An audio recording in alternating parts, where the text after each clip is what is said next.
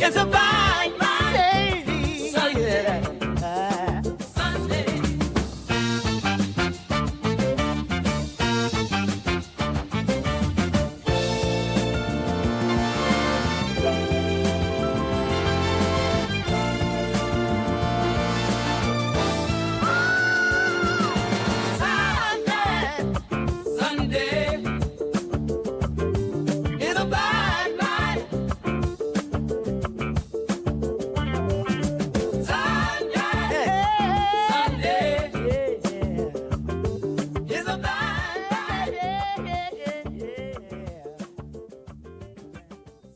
Good morning, gearheads. It's Sunday, and yes, the Ducks are in Tokyo. Go to blindmike.net for all sushi recipes, karate belts at wholesale, and sumo odds. On today's Blind Mike project, Chad Zumock confronts Cardiff Electric. Potato. Tony Hinchcliffe addresses criticism of his special. Mark Norman caught in a weird lie. Jasleen takes control of the Singh family, and more. And now your host, the emperor of the project, Blind Mike Garrison. I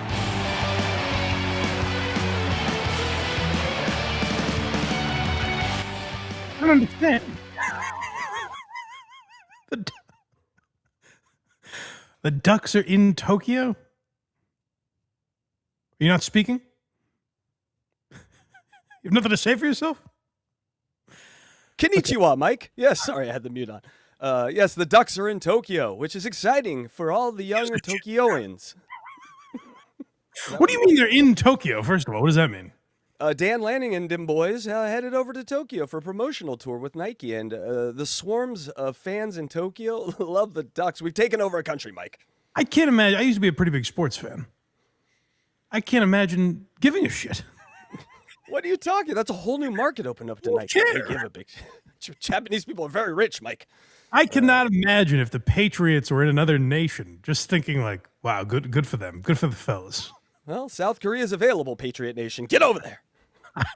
Always bizarre, but good. I remember way back in mid-June when Casey Day messaged me and said, Mike, it's enough already. I know you want me to incorporate Oregon Ducks stuff, but I'm done. I'm not doing it. And that lasted about, a week?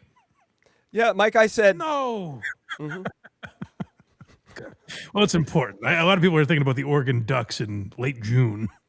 You know what else I'm thinking about, Mike, is Krager's new catchphrase. Have you heard this? Oh, now here we go again. Listen to this. You want to know how it is? Ask my fucking wife. Ask my fucking wife. I'm using this 20 times a day now, people. Oh, that's why the Warthog messaged me this the other day. I asked him something, and he goes, hey, if you don't like it, ask my bleeping wife. If you want to know how it is, ask my fucking wife. You want to know how it is? I love that part. As my fucking wife. Oh, God, he is a fucking... I love Krager's. Oh, my God, I love Krager's. The Master Chef. Go check out a very good show. Mm-hmm. Now with some HACKRIDE at the end. It's fun. Getting all your heaviest meals in the dog days of summer. Mm-hmm. You know, leaving winter for desserts and cake and frozen things. That's how we do. That's how we do winter. Yeah. Ice cream in December. Yes. Well, yeah, go check out a very good show. Make sure, you like and subscribe because Casey Day's getting a taste of this, apparently. Get a little cut. So check out very good show. And speaking of Craig and I did a bonus episode this week. We watched Carlos Mencia's most recent special called Here I Am, which you would think would have something to do about him kind of fading away from public life, but it doesn't at all, really. He addresses some of the controversy at the end, and ultimately, as often happens with these specials, we get, 35 minutes in to a 48-minute special, I think it is.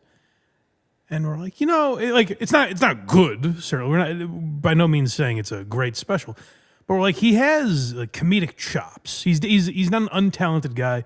The theory that I came up with, not theory, but the suggestion that I came up with, I said Carlos Mencia would have been much better as like a motivational speaker, because then there's no pressure for him to be funny. He's just like Gary Vee or one of these guys, where like he spews out this horse shit, and then you're like, and he's kind of funny. Like through that lens, he's almost funny. You know, like if you just heard this guy at a bar making Mexican jokes, you'd be like, that's a funny son of a bitch. And he has some level of talent and charisma. And we're saying that for the first 35 minutes of the special. And then we get to the end. And it is the most unbelievable, as Craig put it, like it's going to come up a lot through the rest of the history of the show. I think we're going to reference it. So you're going to want to make sure you go watch it. It is up for Patreon and YouTube members now. I think eventually I will release it to the rest of you guys. But if you want it early, go check it out because it is the most bizarre. I think it surpasses Callan.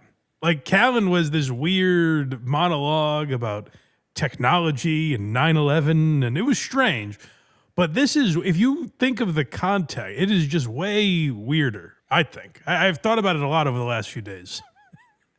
It just keeps popping back into my mind.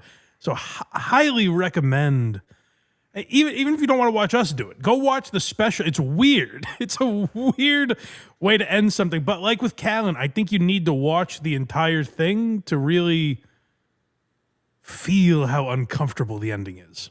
So don't skip ahead if you're going to commit to watching it. But yeah, check that out now. Up for members. All right. I think we have a. There's no interest in that, apparently. Yay, super chat. We have an early one here, Mike.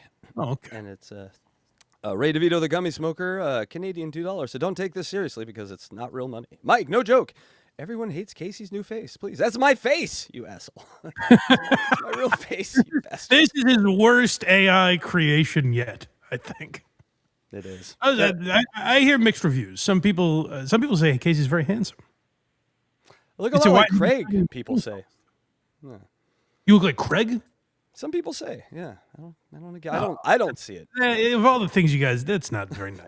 Like, listen, brothers. Casey, you can beat him up and make fun of him, and he'll take it in stride. There's no reason to get nasty, you know. There's no reason to just get plain, below the belt. That's uncomfortable to hear such awful things said about you. We love Craig. But yeah, go to HackRideStudios.com, support Casey. Support the people that support this show, like Casey and Craig. Because without it, where would we be? You know? HackRide Studios and verygoodshow.org. Support both of them. And tell them you love them. How's that? Don't lie to us. Should we, you seem disinterested this morning. No, it was 5 a.m. and it's so early to clout chase, Mike. I gotta admit, but I'm getting there. I don't do coffee, so it takes me a minute. That's how you view this show, is clout chasing? No, but that's my nickname. It's my nickname now. I see. Yes. All right. Well, an odd start, but we'll power through. Shall we? Shall we get into my middle name. Odd start. Here we go. All right, let's get into it. I did come across this. I mentioned before the Ron Bennington podcast, the Portcast, he's calling it, where he's undergoing chemo and interviewing comedians, and it's a very funny idea. The comments seem to be as bewildered as me, where like, half the comments are like, "Where can I get this? Why aren't you posting the full episodes?" I don't know if they're just doing it for Instagram clips. I would imagine they'll release them in full eventually. I don't know if that'll be on SiriusXM or YouTube or where they'll do it. But for now, it's just clips. We saw Joe List on there. I think his daughter, Gail Bennington, was on there. But I just wanted to play some of the, or I guess all of the clips they posted from this week with the great Jim Norton. And Ron Bennington and Jim Norton together are always magic. So let's hear some of this. And just one note here, they're talking kind of quietly because they're in sort of a cancer treatment place. They're in a cancer ward, yeah. Yeah, so, undergoing chemo. So it's hushed words, hushed voices. So that makes a funny dynamic here too. Can I get you a port? Would you like to just try a little bit? Does it hurt? They have a theme song here. Everyone's here. They move slowly. I had to scream at some old people in the elevator to get the fuck out of my way. It might be the cancer that's slowing them down. Now I feel stupid. No. You got to stay on them. Actually, out of everything that's happened, that's the thing that hurt the most. Is the catheter? Getting the catheter out. Then you feel it for like weeks. Yeah, it's very uncomfortable. And I'm like, is there a thinner catheter? I guess I don't have the girth that I thought I had.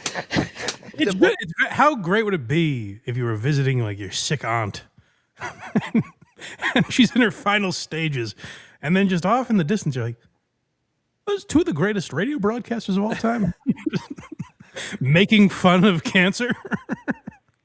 I didn't have this when my dad was going through cancer, and my God, it would have been great. What a delight! Yeah, this would have been amazing. I thought I had. Although when you're in that situation, maybe you handle it. This Does that is my- concern us? No, this is my heart. Oh. So I want you to hold me in case this is it. Just hold my hand. I don't want you to die, but what a story I'd have.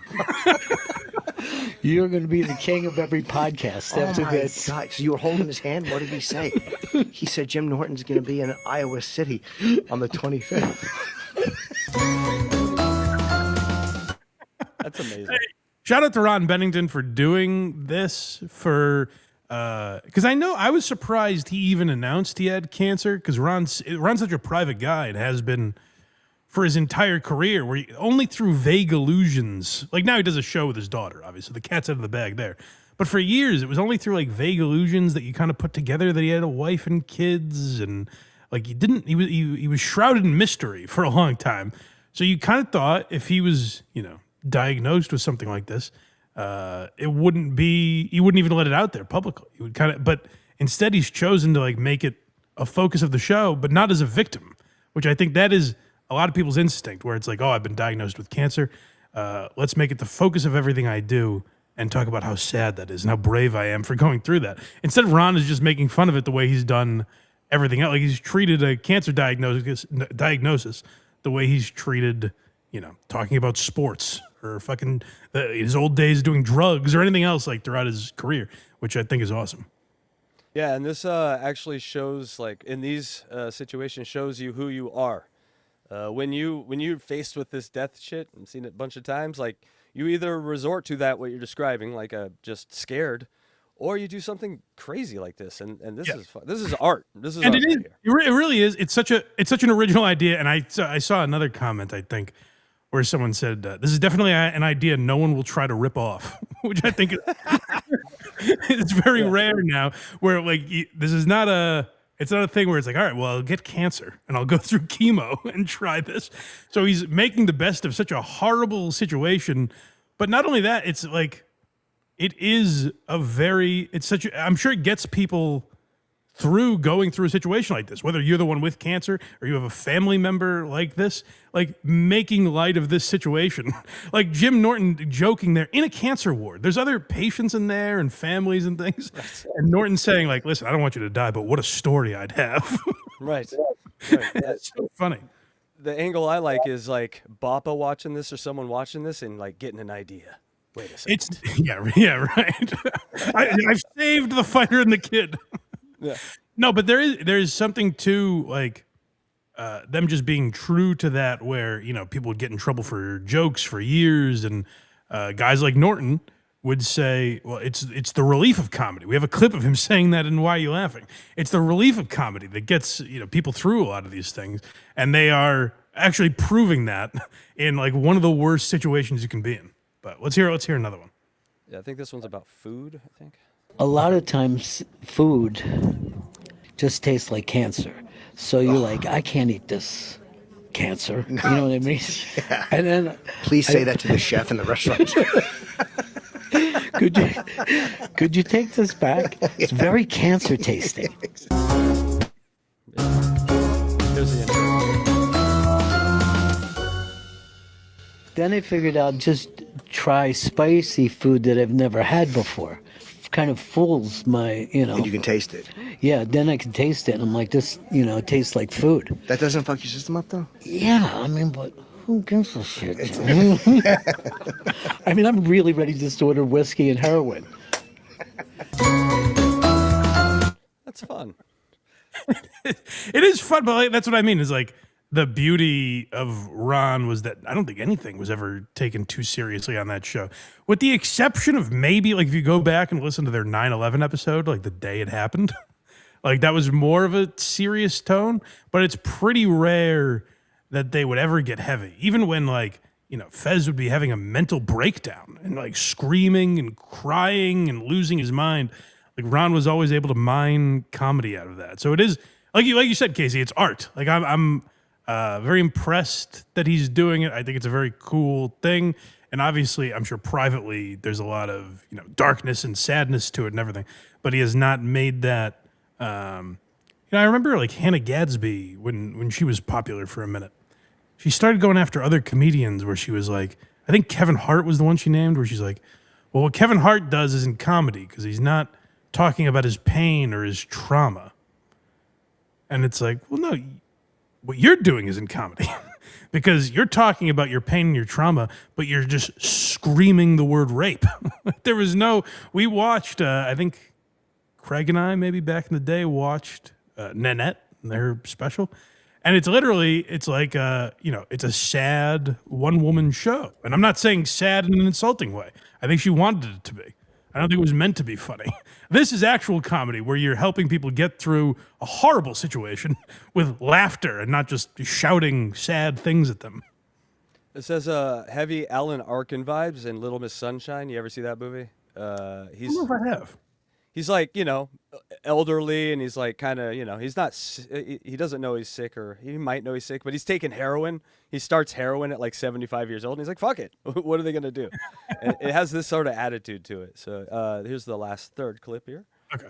I don't want to be uploaded to a computer, do you? Oh my God, how do you? He reported the first floor lobby. They make that a text? I mean, we're recording, for Christ's sake. It's like, don't just walk in while we're podcast. We're podcasting. Port casting. That's hilarious. But it's all the technology that's coming and the life extending things. Yeah. Like uploading us to a computer. So you're going to live for hundreds of years, you and Nikki, Yeah. just bitching about the same things every day. God, can you stop buying giant white sneakers, please? Giant? How big are her feet? If we were in a Katrina-like flood, I could sit in one and row to safety. Again, I'm sure it's not. It almost seems like Ron's like having fun, like enjoying his chemotherapy.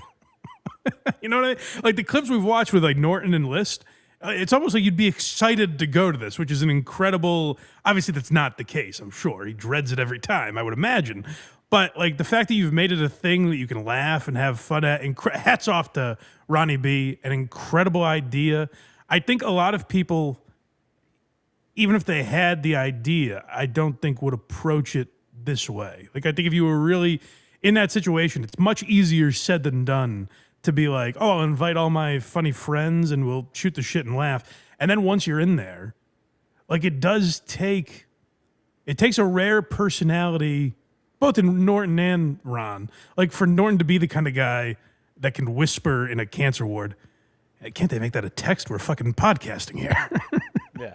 Like the balls to say that out loud in that environment, but also like for Ron to make his guests comfortable enough to joke around like that is a skill that I think goes underappreciated. So shout out to Ronnie B and Norton. Those clips are very funny. I hope they put out I don't know what their intention is with it, but it's not only the only podcast done in a cancer ward, it's the only one that you can't find anywhere. So Yeah. shout out to them. Real cancer's scary. And it's like it weighs heavy on you. If it's not you, even family members, like to have something like that in the room with that heavy of stuff it helps healing. I'm sure. Like his odds are better because he has that attitude. I've seen people just give up. So good on you, Ron. And it's something like you said, where it's actual art. Where I think a lot of podcasting now, and we're getting out of that a little bit. Where I notice more people coming up with different themes or game shows or things like that. But like there's an element to what Marin is talking about where podcasts are just like talk about your shits and coming and just what just barf out whatever the fuck is on your mind rather than do something interesting, which I think like Ron is obviously doing. So credit to him for that. Yay, super chats. Oh my goodness. Yeah, we got a few here. Brando807, $2. Good morning, Mikey. Happy BMT to you and yours. Good morning, buddy. Thank you. And we got Leonidas Aurelius, $2. Brendan Shaw presents The Big Cell Breakdown. I mean, It would be very funny if Brendan faked cancer to copy the idea. Even if he said out front, guys, this is just satire. I'm going to pretend like I'm fake. It would still be great. So get on that, Brendan, please. Yeah. Get a new special going. Speaking of specials, time to talk about Tony's special again. Oh, yeah. So Tony did address what we talked about a couple of weeks ago. I reviewed his special, and many, many people did. I came across a lot. Maybe it's just my algorithm, but it seemed to be a very popular topic the last few weeks. How bad it was a game of pyramid. How bad can we make Tony Hinchcliffe's special seem? Because nobody liked it. Like I said, I think I gave it like a 4 out of 10, and I was even too generous. It was really bad. And Tony's a guy who keeps his finger on the pulse. He reads a lot of this stuff. He's sort of notorious for going on Reddit, and he goes after a lot of. I remember we played a clip a couple of years ago where a guy made a gay joke at Tony's expense, just like kind of almost an uncomfortable like, oh, I hope I'm ingratiated by the people on the panel. I'll call Tony gay. Like he was nervous, and so he just went that route. And Tony went at him with such venom. And he's like, what are you, one of these Reddit troll? You one of these guys, you're going to run to Reddit now and brag that you called me gay? Like, it was so angry and nasty. And it can only come from the place of a guy who sort of obsessively reads Reddit. So it seems like when he saw all these reviews, it definitely bothered him.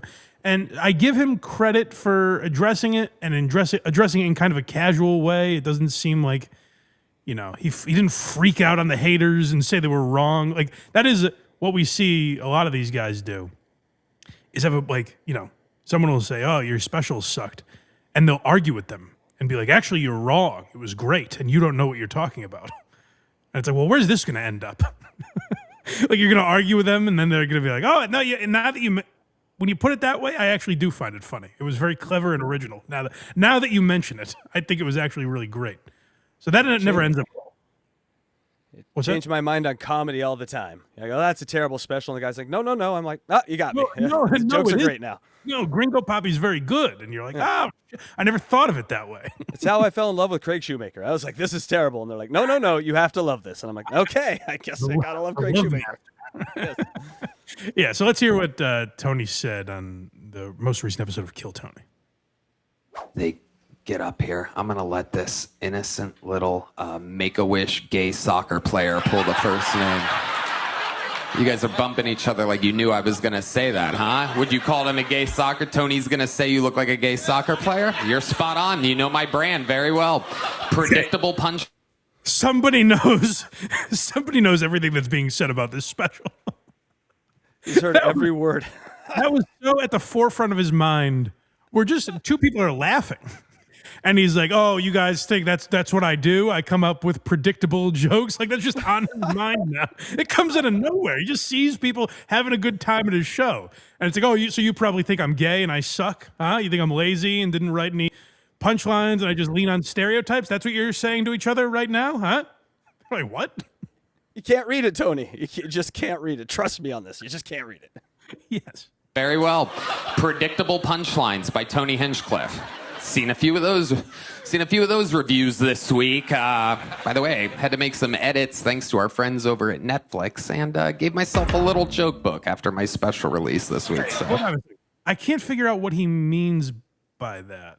So I saw some people think he's saying Netflix edited it in a way that made it bad. Netflix took it.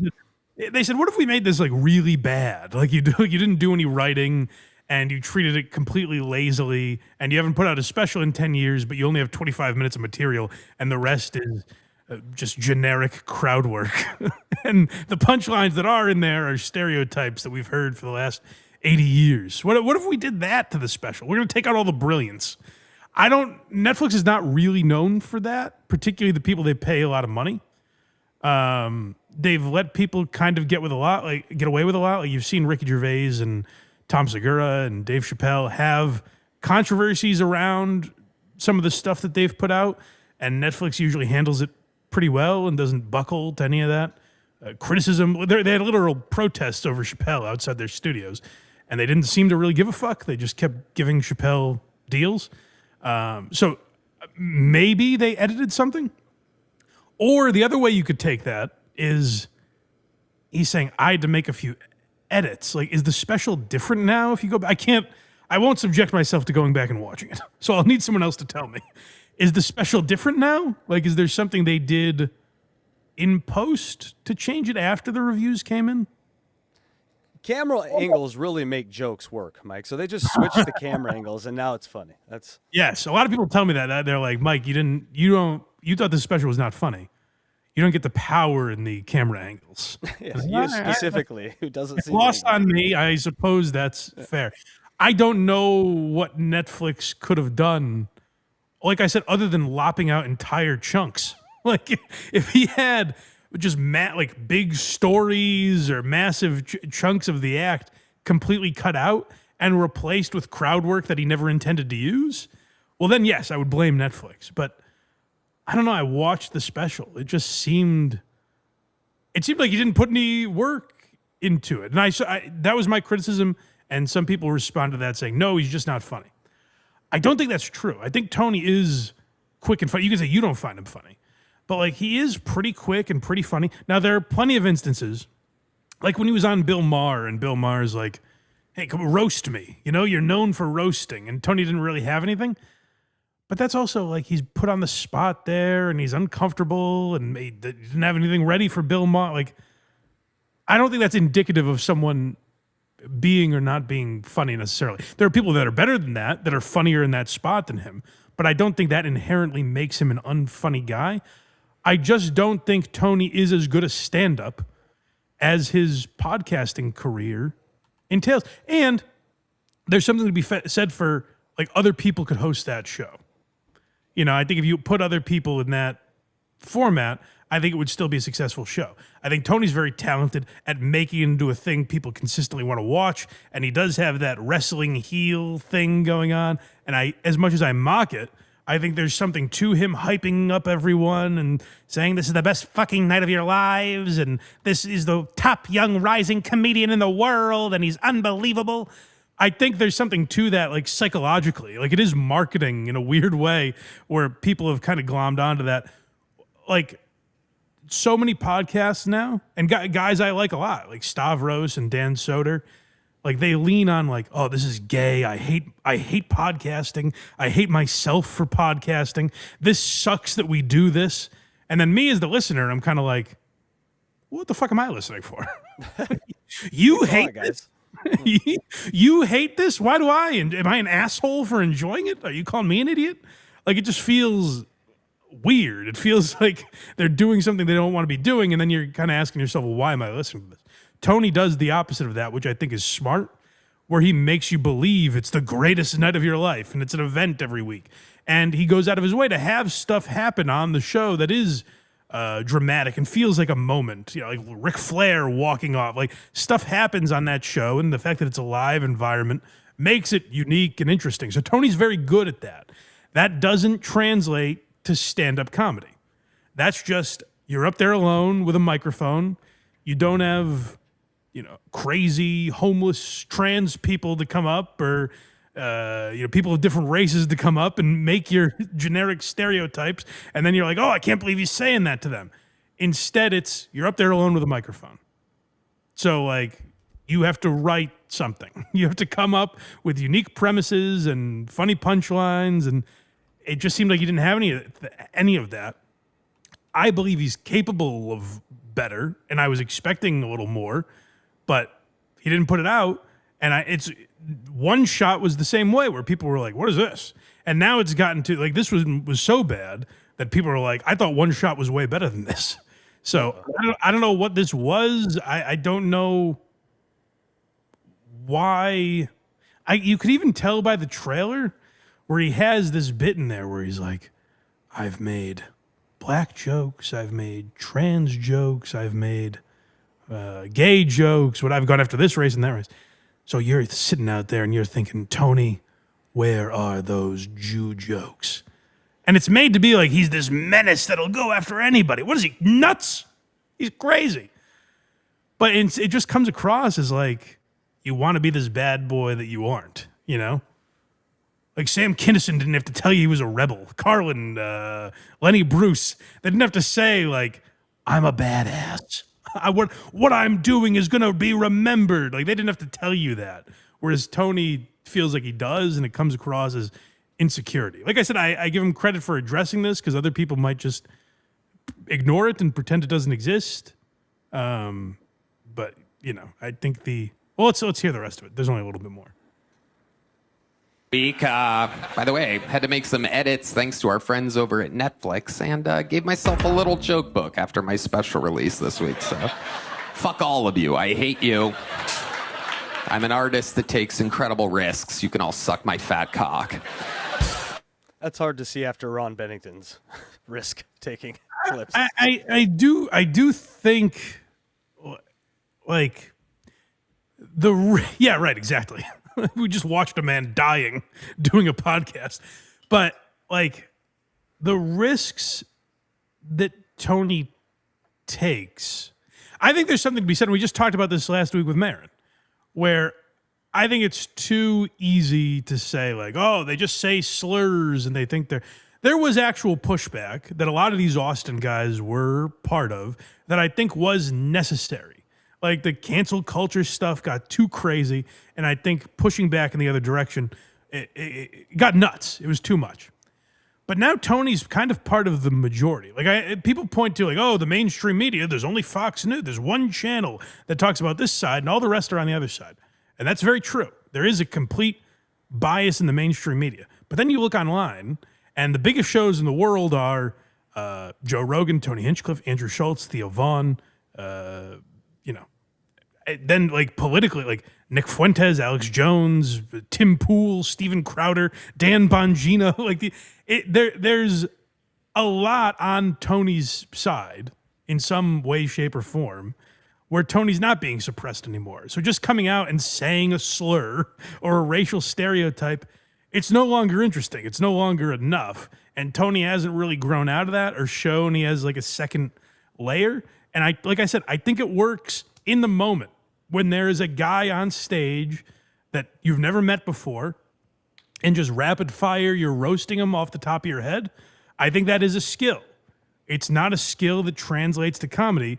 And going, oh, hey, Mexican, what did you jump over the border to get here? In crowd work form, it just seems lazy and generic, and we've heard it all before. I just watched Carlos Mencia's special. It's the same shit. So it's not that powerful or brave or interesting to do that anymore. So I think that's the problem that a lot of guys like Marin have with Tony is that, you know, Marin looks at Tony's popularity and says that's very easy. I look at Tony's popularity and say, well, that's because of the show, and people like the show. And then those same people that like the show will criticize his stand-up. So it's not some unfair thing.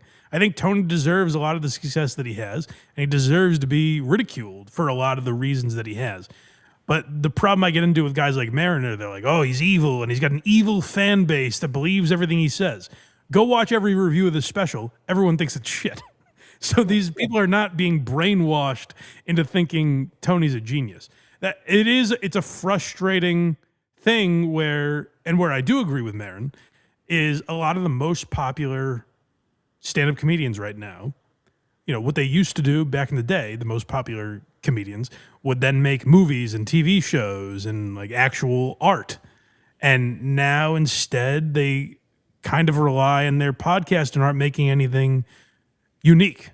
And it's been sort of disappointing. And when you see a guy as popular as Tony Hinchcliffe, you're like, oh, maybe he's going to put out a comedy special that's biting and has something to say. And he just didn't. And his response to that was, fuck you, I'm brave and a genius. I think we also can't let like Netflix off the hook here. Like, if it's that bad, you guys can just go, hey, we have $1 billion. We can record a different one. We can shelf this. We don't. Well, so Netflix put out, and I don't know how true any of these numbers are, but Netflix put out something that said like 2 million people watched in the first week or something. And that's all they're looking at. But where I do blame them is like Joe List can't get a Netflix special and Tony has one. Right. You know? So yeah, that's where it is shit. But you know, it's also a business, so I do get it. Like they figure more people are going to watch Tony Hinchcliffe than Joe List. So I understand where that comes from a business perspective. But yeah, and that's another thing I think where Marin is right. I think people think I like disagree with everything Marin says about these guys, and I simply don't. I think he gets too hung up on the political aspect. And I think if he focused on like, hey, these guys suck at comedy. I don't think that's true across the board, by the way. But if you look at Tony, I think like if Marin hung his hat on, look at Tony Hinchcliffe's special. Why is he the biggest? Why is he playing arenas for stand-up? I think he has much more of an argument there than being like, these guys are Nazis that have ruined the country. I think that's a totally different argument. So I know that you have said in the past that you would never try stand-up, right? And you're a podcast guy. But this format, I think, would fit you really well. Would you ever do anything like this? Judge comedians live? Like Kill Tony? Yeah, like, because that's not a stand-up act. That's just what you do every day. You judge comedians. So Well, I think here's a perfect. No, I have no interest in doing that really. But like it's a good analogy in the sense that I'd be much better at that. Like if you said, would you be better on the panel of Kill Tony or doing a minute on Kill Tony? It's not even close. But I also think that's easier. I think it's a lot easier to be, judging, doing what I'm doing than actually trying stand up. And I don't think that's an insult to Tony, really. I think it is easier, and I think he's a lot better at it. And I think he's better than a lot of other people would be. But I think when you build up yourself as someone who's a brave genius who takes risks, or whatever he called himself there, I think you got to put better than that out, because that special was shit. It wasn't like, oh my God, he wrote these terrible jokes. He didn't write anything. It was just a lazy, bad special. I'm an artist that takes incredible risks. You can all suck my fat cock. Anyway. Yeah. So takes incredible I mean, it is a risk to put that out there, see that final product and say, here you go, everyone. Watch this. Like at least Theo Vaughn had the sense to have a mental breakdown and have it never be released. Yeah, good on you, Theo. That's if I was Tony and that was the final product, I'd be like, I'm on the edge. I'm going to do something crazy if this gets out there. I know, of course, that's not what Theo was doing, but it's what I would have done if I were Tony, I think. Yay, super chats. All right, we got a super chat here from Principled Uncertainty. Mike, I sent you the link for that meaningless clip. I didn't have the heart to watch Brendan's show twice. I love the show, but I am an instinctively lazy man. Oh, well, that's all right, buddy. I think he messaged me earlier in the week and said he sent a super chat or something to Brendan Schaub and asked him about me. But there wasn't much there, I don't think. I don't think Brendan knew what he was talking about. That's too bad. I've been emailing that dude for a long time to try to get him on the show. I'm just assume he doesn't know how to open his email at this point. So I would suspect he's also very wary of yes, any show at all. Yeah. yes. All right, Mike. It's time for a friend of ours now, Big J Oakerson. Yeah, this is a follow-up to something we talked about last week. Craig and I were very interested if Big J would respond. Of course he did. I think both on the Bonfire and Legion of Skanks. We have a few clips from Legion of Skanks of Big J Oakerson responding to Naeem Lynn. I think I keep saying Naeem Ali when I refer to him, because Naeem Ali is the comedian I know. I did not know Naeem Lynn before the roast of Kevin Hart. But I thought he did very well on the roast. Seemed like a good opportunity for him. I guess he's been opening for Kevin. He's one of the Plastic Cup boys who's been around Kevin for forever. And he's been doing a press tour where he's tried to kind of get attention. He was talking about the white writing staff. And then he took aim at Big J and said, Big J Oakerson's always hated Kevin Hart.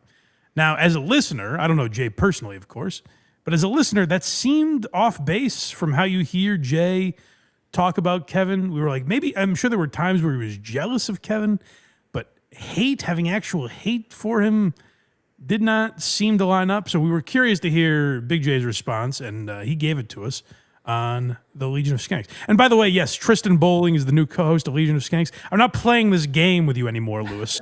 Either announce a co-host or don't. I'm done with it. Yeah, it's a new co-host weekly, it looks like, is going to be the thing, Mike. But yeah, let's hear from Big J. It's called Lazy. Now, what's interesting about this clip is he says something that's about, he tells a thing that I didn't want to come to New York for a while, and so I kind of bailed on New York. what's going on about this is Naeem has been the person in Kev's crew who I think was like, gets a little lazy sometimes, as did I. Early on when I was coming to New York, I was like, this sucks. Yeah. Coming up here, and we're having fun hanging with Patrice and Colin Quinn. But I go, I'm not getting on stage at all. Right. And it's kind of like fucking late. So I would not come a lot. And then Keith at one point, I think, told Kev, hey, I'm going to stop pulling for Jay because, he's not putting the effort in. And so he called me and said that. And then I was like, all right, I'm going to put the effort in. And then I literally turned it around and started coming every day. I think he's used that story to get Naeem motivated at times. So he kind of tells like a half story of that. So I think it makes sense and good of Jay to like admit that, to be like, I've been lazy throughout my career. And Kevin's been, I guess, based on context, told Naeem that story. And Naeem misinterpreted it as Jay hated Kev for dragging him up to New York all the time. And like I believe Jay because of how he backs up a lot of this stuff. Like I said, Jay's explanation just seems more realistic to me, and Naeem seemed way off base. I don't know any of these guys off whatever they do on podcast, but it just seemed like more accurate to the person we've heard on podcasts for many years, and Big J Okerson. His story lined up more. He talks about talking to Kevin Hart about it, which we'll get to, but yeah, it just seemed like Naeem was making stuff up for attention a little bit, and I guess it worked. But let's hear a little more from Jay. I've never just complained ever openly and shit on Kevin. This just never happened. He hate him. And pause. Let me just say this as well, and I do want to keep it going, but like, you've never shit on Kevin Hart. No. And you've shit on everybody to me. We've been in car rides for 7-8 hours at a time, and all you do is you talk shit about comedians with your friends. Super close friends. Other super close friends. Yeah. No, people that you love and consider friends. People that are sitting at this table right now. Possibly. Good. Wait, who?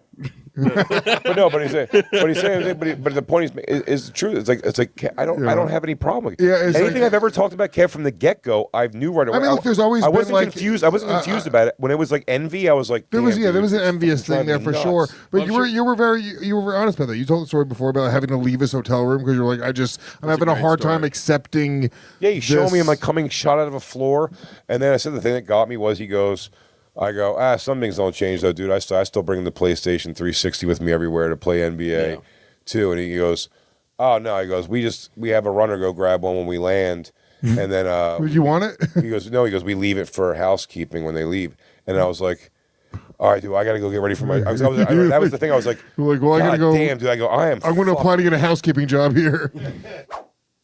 Jay showing his age there, calling it a PlayStation 360, but.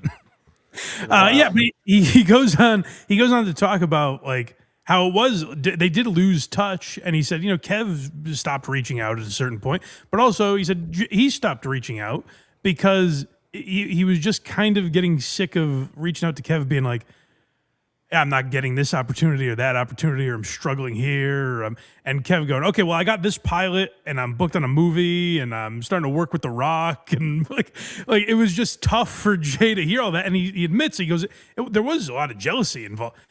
I never hated him for that. There was never this thing where like, oh, I hate, Naeem accused him of saying he's not funny, he's just short and black, which Jay is like, I can't even think of a context where I would have said that. And they also both kind of say, because Naeem said he wasn't that close with Jay, and Jay is always admitted, he goes, I'm not that close with Naeem. He said that before any of this started. So how Naeem would know any of this, that Jay secretly hated Kevin Hart, how it's something that Naeem Lynn knows and Kevin didn't know, seemed far-fetched to me. But he kind of explains why Naeem might be doing some of this. So that's saying. So now he did a thing. He went on the Breakfast Club before this, and he made a big thing about the white writers didn't catch any legs. He's the only person on the thing that did. TMZ came to him in an airport, and he stopped and talked for 20 fucking minutes, right. And gives them everything they. And now he's doing that. So he's just great. So it's funny he used the term opportunistic. Right. Everyone did it as an opportunity. I don't like doing roasts. I don't want to do the work, the work. You know what I mean? But it's like it's Kev. It made sense. Right. It was, it made sense for me to do. So it's like I don't know. He's going around doing a press tour about how other people did it to be opportunistic. It's like you're literally being. By the way, I was asked by so many podcasts to come on and talk about the roast, and I was like, well, I have my own. I have Legion of Skanks. I have Bonfire, so I'll talk about it.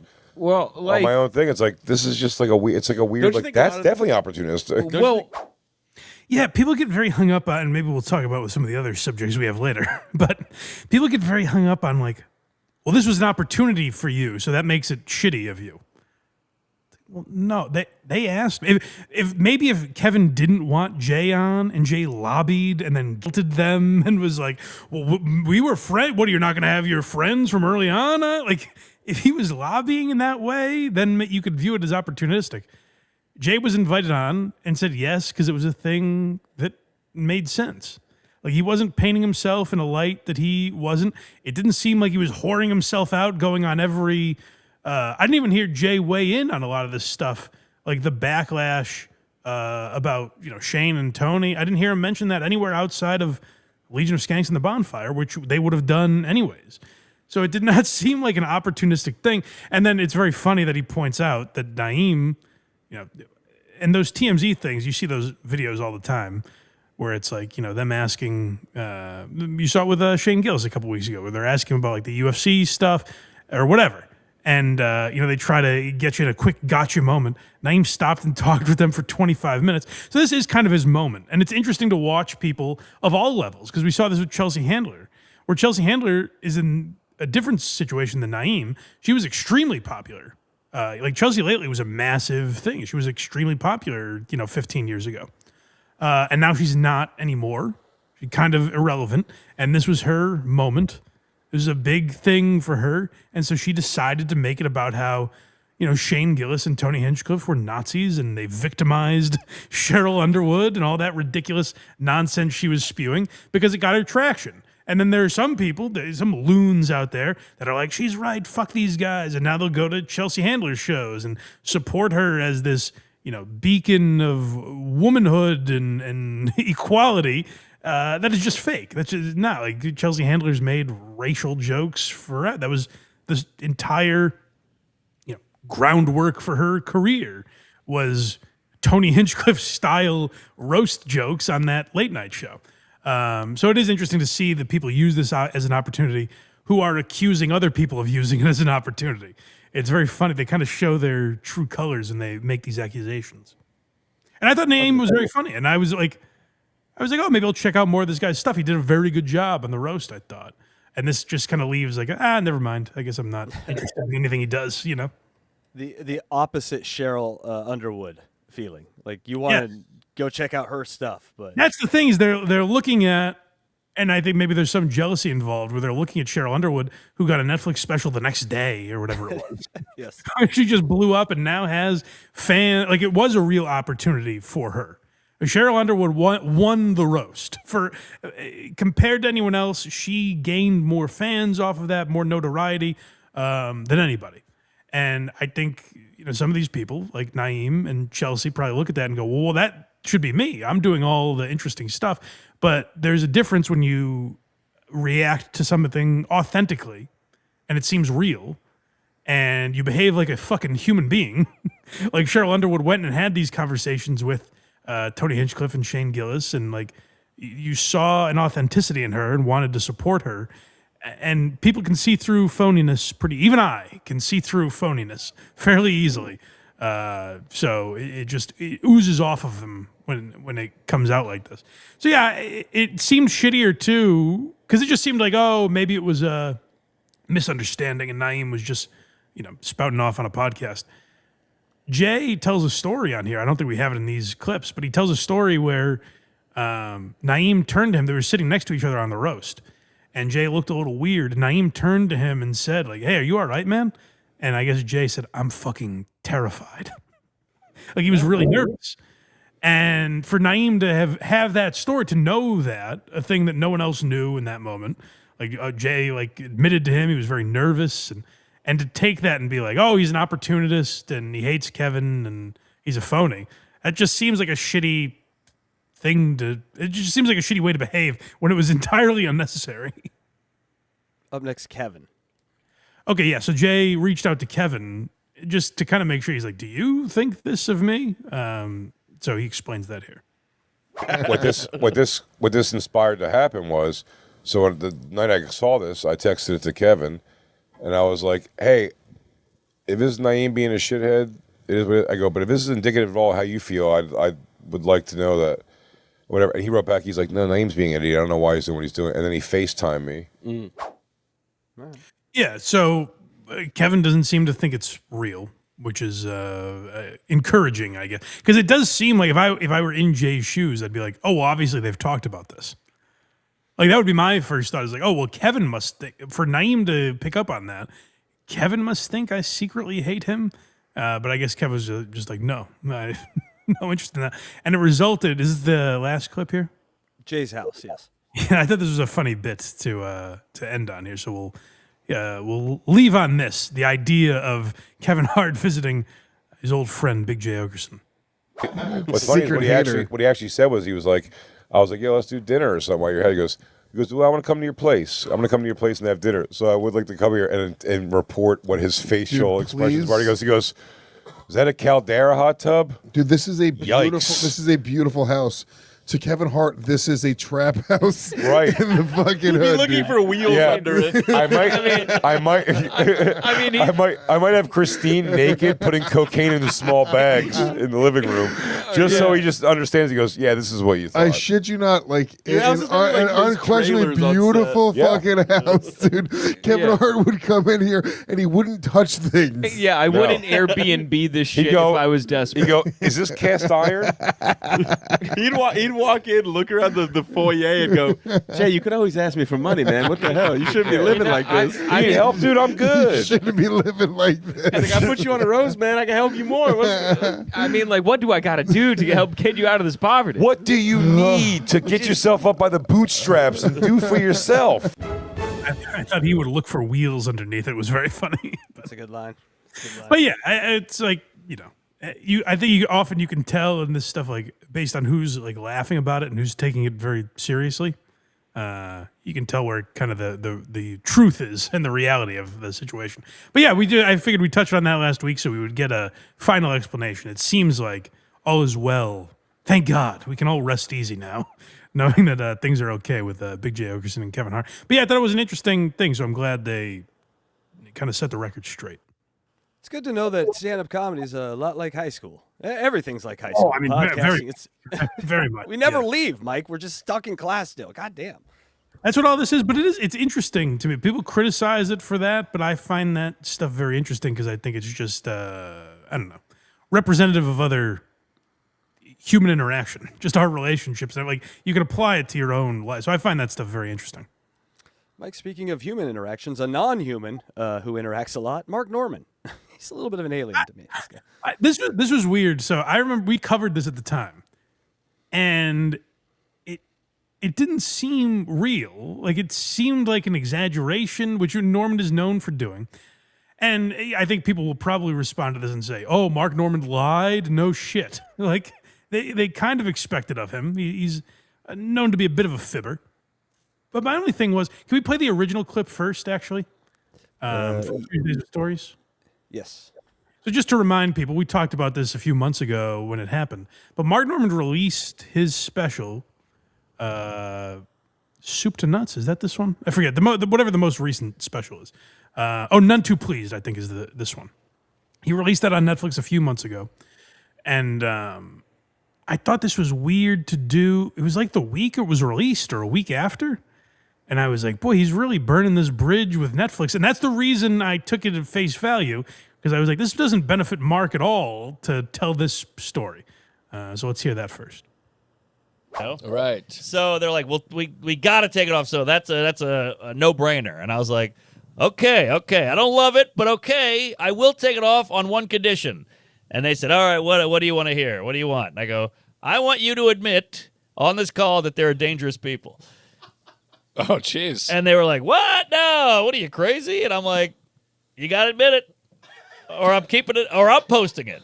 And they were Wow. like, I mean, I'm half joking, but they were like, you could hear like a in the back, like a horse was walking through. And I was like, that's all I need. And they go, well, we're not going to do that. And I'm like, why not? They go, well, that's offensive. And I go, that's what the call is. You're calling about this, and I just need you to say it out loud. You know me. I need acknowledgement, Jerry. I like acknowledgement. Everyone wants acknowledgement. But it's kind of a microcosm of the whole thing of like, you can say, hey, I love this group, but then you don't live near them. You know, we're all talk. We're all signaling. We're all virtuous, but you don't actually act that way. Right. And I think this is a perfect example of that. Hey, we're scared. Hey, we don't get head bowed. We're nervous. Okay, well, why are you nervous? Well, you come on, shut up. Right. So that's what I was getting at. So they admitted it. So that's a story. But if you don't get the full context of that, Norman had a Muslim joke that they said they didn't want to put on social media. He made it seem like he fought for that joke to be left in, and that he challenged Netflix executives to be like, well, then you have to admit the real reason you want that out of the special, and they wouldn't do that. Kind of calling them on their own bullshit, being like, well, you're afraid to put this up, but you won't speak to the actual reasons you're afraid to put it up. And I thought it was a very interesting thing that Norman was bringing to light. These conversations that constantly happen in Hollywood with executives, and they happen behind closed doors, and then they pretend to be for equality and believe in everybody, but then they believe people are too sensitive to hear certain jokes, and they live in fear and cowardice. And so I thought it was interesting that Norman was bringing that to light. And at the time, people, and even I, was a little skeptical of it. And you can kind of hear Joe List, if you listen to the full version, I think Joe List kind of plays along. I think he knows some of Norman's bullshit and is like, okay, so you did. But like, he's not going to, just completely derail Norman's story, so he plays along with it. But it did seem a little far-fetched. The only reason I believed it is because I was like, he just had a special come out on Netflix. He has a good relationship with them by all accounts. This is before the Netflix is a Joke Festival where he was booked there.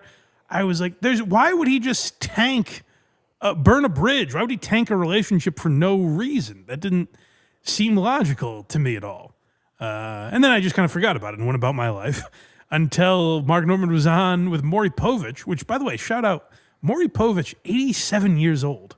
That's unbelievable. And he's still cooking. Good for Maury. And he's been having comedians on recently. I think he had like Adam Friedland and Dan Soder on, and kind of getting into that world. So he has Mark Norman on. And you can tell being around all those pregnant ladies all his life. you can tell he's in touch as much as he has to be, but this is kind of like Shannon Sharp's show where they give him a list of prep work and he just kind of reads he doesn't really know the context for this. You can tell by the way he asks it, but he brings up this story. Like his staff just looked up headlines for Mark Norman and brought this up, and Norman's reaction here is very funny. So your Netflix special is big. I guess so. I hope so. Yeah, but here's the thing. You and Netflix have had problems. Oh, yeah? Yeah. What do you mean? Didn't they ask you to take out a bit? No, I fabricated that. You fabricated? Well, they asked, the Muslim bit? Well, they said, hey, could you... I picked a bunch of jokes that I wanted to use to promote. They said, give us a few jokes you like, and we'll put them out on the internet. Right. And they said, let's not do that one because the internet is crazy and people get worked up. And so I made it up in this whole story. So that was on me. I lied. They didn't do anything wrong. I did. You admit that? I do. Yeah. I do give Norman credit for being like, nah, I lied. There are a lot of guys, which you might say like, well, what choice did he have? But how many times do we cover people like that just double down on their lies and say, no, the clip you just played of me, you're wrong about what I said in it, even though you just heard it. You're lying, actually. Like there's so many people. Yes, so many people do that where they try and change what actually happened, and yeah, you're hearing it wrong. You misunderstood what I actually meant, and so I give him credit for just admitting it. Let's finish up the clip before I continue. Yes, you got an exclusive. Would Chappelle ever admit that he did something wrong and not? Probably not. No. Good for Maury trying to save whatever that was. Would Chappelle ever admit? Norman's like, what? I don't even know what you're talking about. Comedy. But how weird. Like, why did he lie about it? I don't know. And it's very, because I think when we talked about it last time, I see where people are like, oh, really? A comedian made up something for comedic effect? You guys are shocked by this? That's not really what this is. He told a story. And I think we were listening to Tuesdays with Stories. Of course, there are jokes made and stuff, and maybe you exaggerate certain details to make it funnier. But there's an element of like, okay, this story happened. You don't think you're listening to them write a script. Like, it's kind of like the Hassan Minhaj argument. It's different because Hassan wasn't doing these things for laughs. It was more for, I don't know, dramatic sympathy, I guess. Like, to lift his profile in some way that he's struggled or something. But Hassan Minhaj made up these stories of people attacking him and his family for his race. And Hassan Minhaj's response to that was like, I'm a comedian, you make things up, you exaggerate. But it's like, yeah, sure. But you presented it as something real. Like, the difference. You're kind of hiding behind that if you're just like, I'm a comedian, I make things up. Like I said, I give credit to Norman for just being like, I fabricated it. But it's like, well, what are we listening to then? Are any of these real, or are you writing scripts on all these podcasts where you're making up, fantasy scenarios and imagining what they would be like? That's the danger of talking as much as Mark does on podcasts. Where it's like, I guess maybe you're just trying to be interesting and things. And people call Kreischer out for this all the time. And it's like, there's an element of storytelling that naturally lends itself to exaggeration and hyperbole and, making things more grandiose than they seemed. But the situation Norman presented is just made up out of thin air. They didn't admit to being racist. They didn't admit to that. And it paints Netflix in this weird light that then they have to answer to. It burns a bridge for him, I would imagine. Like, it's just a strange thing to make up. It doesn't seem hyperbolic. It seems phony. I think that he had a story that was better, but then he's sitting across from, like, the vice principal. Maury Povich is our country's vice principal who's tell us what we did wrong for like 30 years. Yeah. So he's looking at him like, oh, shit. Yeah, no, I did it. My bad. Whatever. My baby. Get me out of here. You can't lie to Maury. I guess that's true. You cannot lie to Maury. Yeah, he probably thinks there's going to be some envelope that reveals he's lying. Yes. Dude, it's one thing when you think about it, but then you're sitting on stage next to Maury going, you have a problem with Netflix, don't you? And he's like, what? What other information does he have about me? Yeah, you might be. And that 87-year-old hairline is amazing, by the way. Yeah, good for Maury. Good for Maury. Still kicking. Whatever Connie Chung is doing downstairs, like, it's keeping him alive. Get yourself a Connie Chung, people. Yes. Speaking of Indians, I don't know what that means, but it's time for John CERASANI. This is amazing, dude. Oh, of the topics, I didn't think we were going this way, but yeah, I forgot. Yes, John CERASANI is in some hot water. I wanted to talk about him here because we don't have Who Are These Socials anymore. And when I brought Woke Dad to Dabbleverse Live, there was a coup against me. So I said, all right, we'll have him here. More for us. Yeah, so I just wanted to talk about this real quick. If you don't remember John CERASANI, he it's part of he gave himself a 1,000,000% raise or whatever. He's against W-2 employees. Like, if you have a job, you're a sucker. That's John CERASANI's belief. If you have a job, you're a loser and an idiot.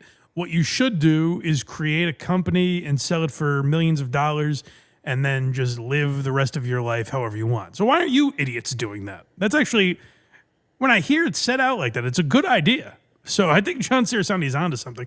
Just make millions of dollars is what you should do. So that's a good idea.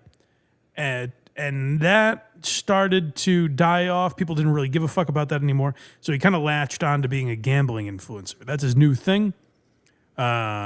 He shows you all of his winnings. It's amazing. He never loses. And unless the only time John CERASANI loses at gambling, he'll lose $150,000, but then he'll win it all back. That's the only time you ever see him lose on Instagram. It's pretty impressive. So John CERASANI, the last we covered him on WATS, he was having a hard time with these casinos. A lot of these casinos were banning him because they were like, John, you're too high a roller. We don't allow high rollers here. People who win money gambling, we don't let it happen. So you're banned. And he was kind of, clapping back at a lot of these casinos. He wasn't taking it lying down. So he stepped in a little hot water here when he started going after one particular Native American, what's the word I'm looking for? Casino tribe? Yeah, isn't there a phrase for that? If you're a Native American group that owns a casino, I don't know, whatever it is. You get the point. That's who he's going after. This is a very important announcement for all the Indians. Last fall, Indian casinos turned on me as I was growing my brand and widely accepted by Indians all over the country. It started with Seminoles. Seminole Hard Rock said, John, you're banned. For a few seconds here, Mike, I thought he was naked doing this when you sent this to me, and I'm like, Mike, we can't air this. But no, he has pants. You win too much. All right, little buddy. It started with Seminoles. Like, he's going after Native American tribes because God knows they haven't been through enough. They deserve their comeuppance finally, and John's going to be the one to stick it to them. And widely accepted by Indians all over the country. It started with Seminoles. Seminole Hard Rock said, John, you're banned. You win too much. All right, little buddy. Then you know what? Foxwoods up in rural Connecticut did the damn same thing. I banned from Foxwoods. Shout out to my hometown squad, Foxwoods, Mohegan Sun. The boys, the New England boys getting in on this. Shout out for a little publicity and them saying, John, we don't want you. I don't know a lot about this world, but my impression was that if you spend a lot of money gambling, you become a high roller, and these casinos want you there. They're like, oh, because I don't know if you know this, Casey, and I hope I'm not. I don't want to come for my knees here. The house often wins. They say it does. No, quite often, the house wins. So they say, hey, if you spend a lot of money, we're going to put you up in a suite. We're going to get you all kind of amenities. We're going to treat you like a king so you keep coming back. Now, in John's case, for some reason, I guess they're like, John, you've beat the system. Oddly, somehow they're not accusing him of counting cards or anything. They're just like, you're just so great at blackjack that we can't have you here anymore. A tale I'm not aware of. I don't follow the gambling world very closely. So guys, let me know if this is a common occurrence. But it seems strange that all these casinos would band together and be like, he's just too good a player. Yeah. He's too talented at blackjack and poker. We can't have him here anymore.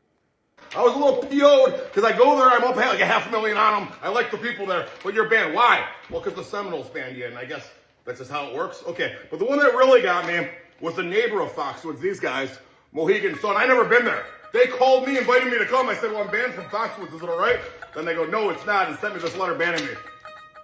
It's crazy. Well, what's happened since last fall? My brand skyrocketed. Just he's put Indian music Indian music for Indians. That's not me. Say, is this Native American music he's playing by? That I've ever heard. I think he might be confused. Either that, or he's saying. I think what he's saying, based on the rest of this video, I think he's saying, "I'll show you Indians." Yes, running with sitar. I'll join the real Indian. You guys aren't even Indians. I'm going to join the actual Indians. I think Columbus made the same mistake. You're okay. I don't know the point of this bit. It's to like, is the Seminole Hard Rock going to go, oh, that? No, he's not going over to the actual Indians, is he?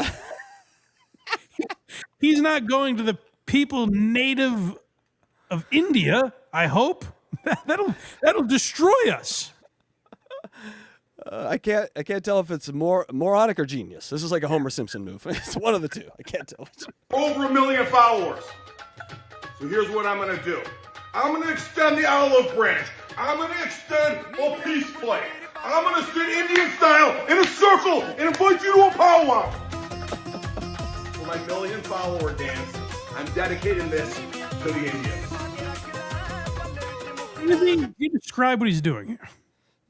Let me see it first. So it starts with like sort of a prey, like a praying kind of mantis move here. What I can't quite figure out is he against Does he think the people he's going to now are Native American? He does, because he said Indian cross style, and yeah. I can't tell. He's extending the olive branch, so he's going to Indian-owned establishments. I mean, technically, like Native Americans aren't offended by this because he's not mocking their Why music. would they be? They're not even involved. Yeah, they're just outsiders like the rest of us. Yeah. But yeah. So let me watch this dance, Mike. I'll tell you what. All right, so he transferred from his home to outside of a Dunkin' Donuts because Indians.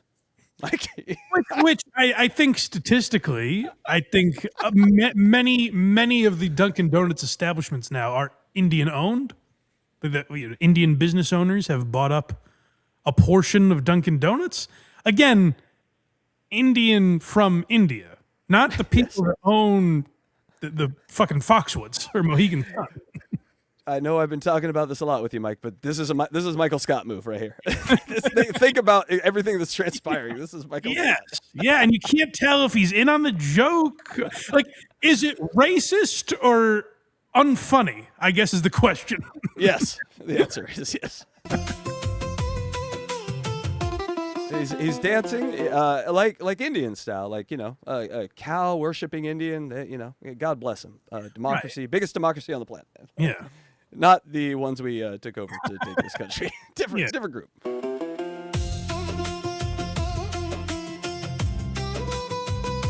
There's 20 more seconds of this. Oh, God. Oh, now he's in front of a 7-Eleven, Mike, because he didn't need to drive. I don't know if you guys have heard. What I said about Dunkin' Donuts, doubly for 7-Eleven. Oh, my God.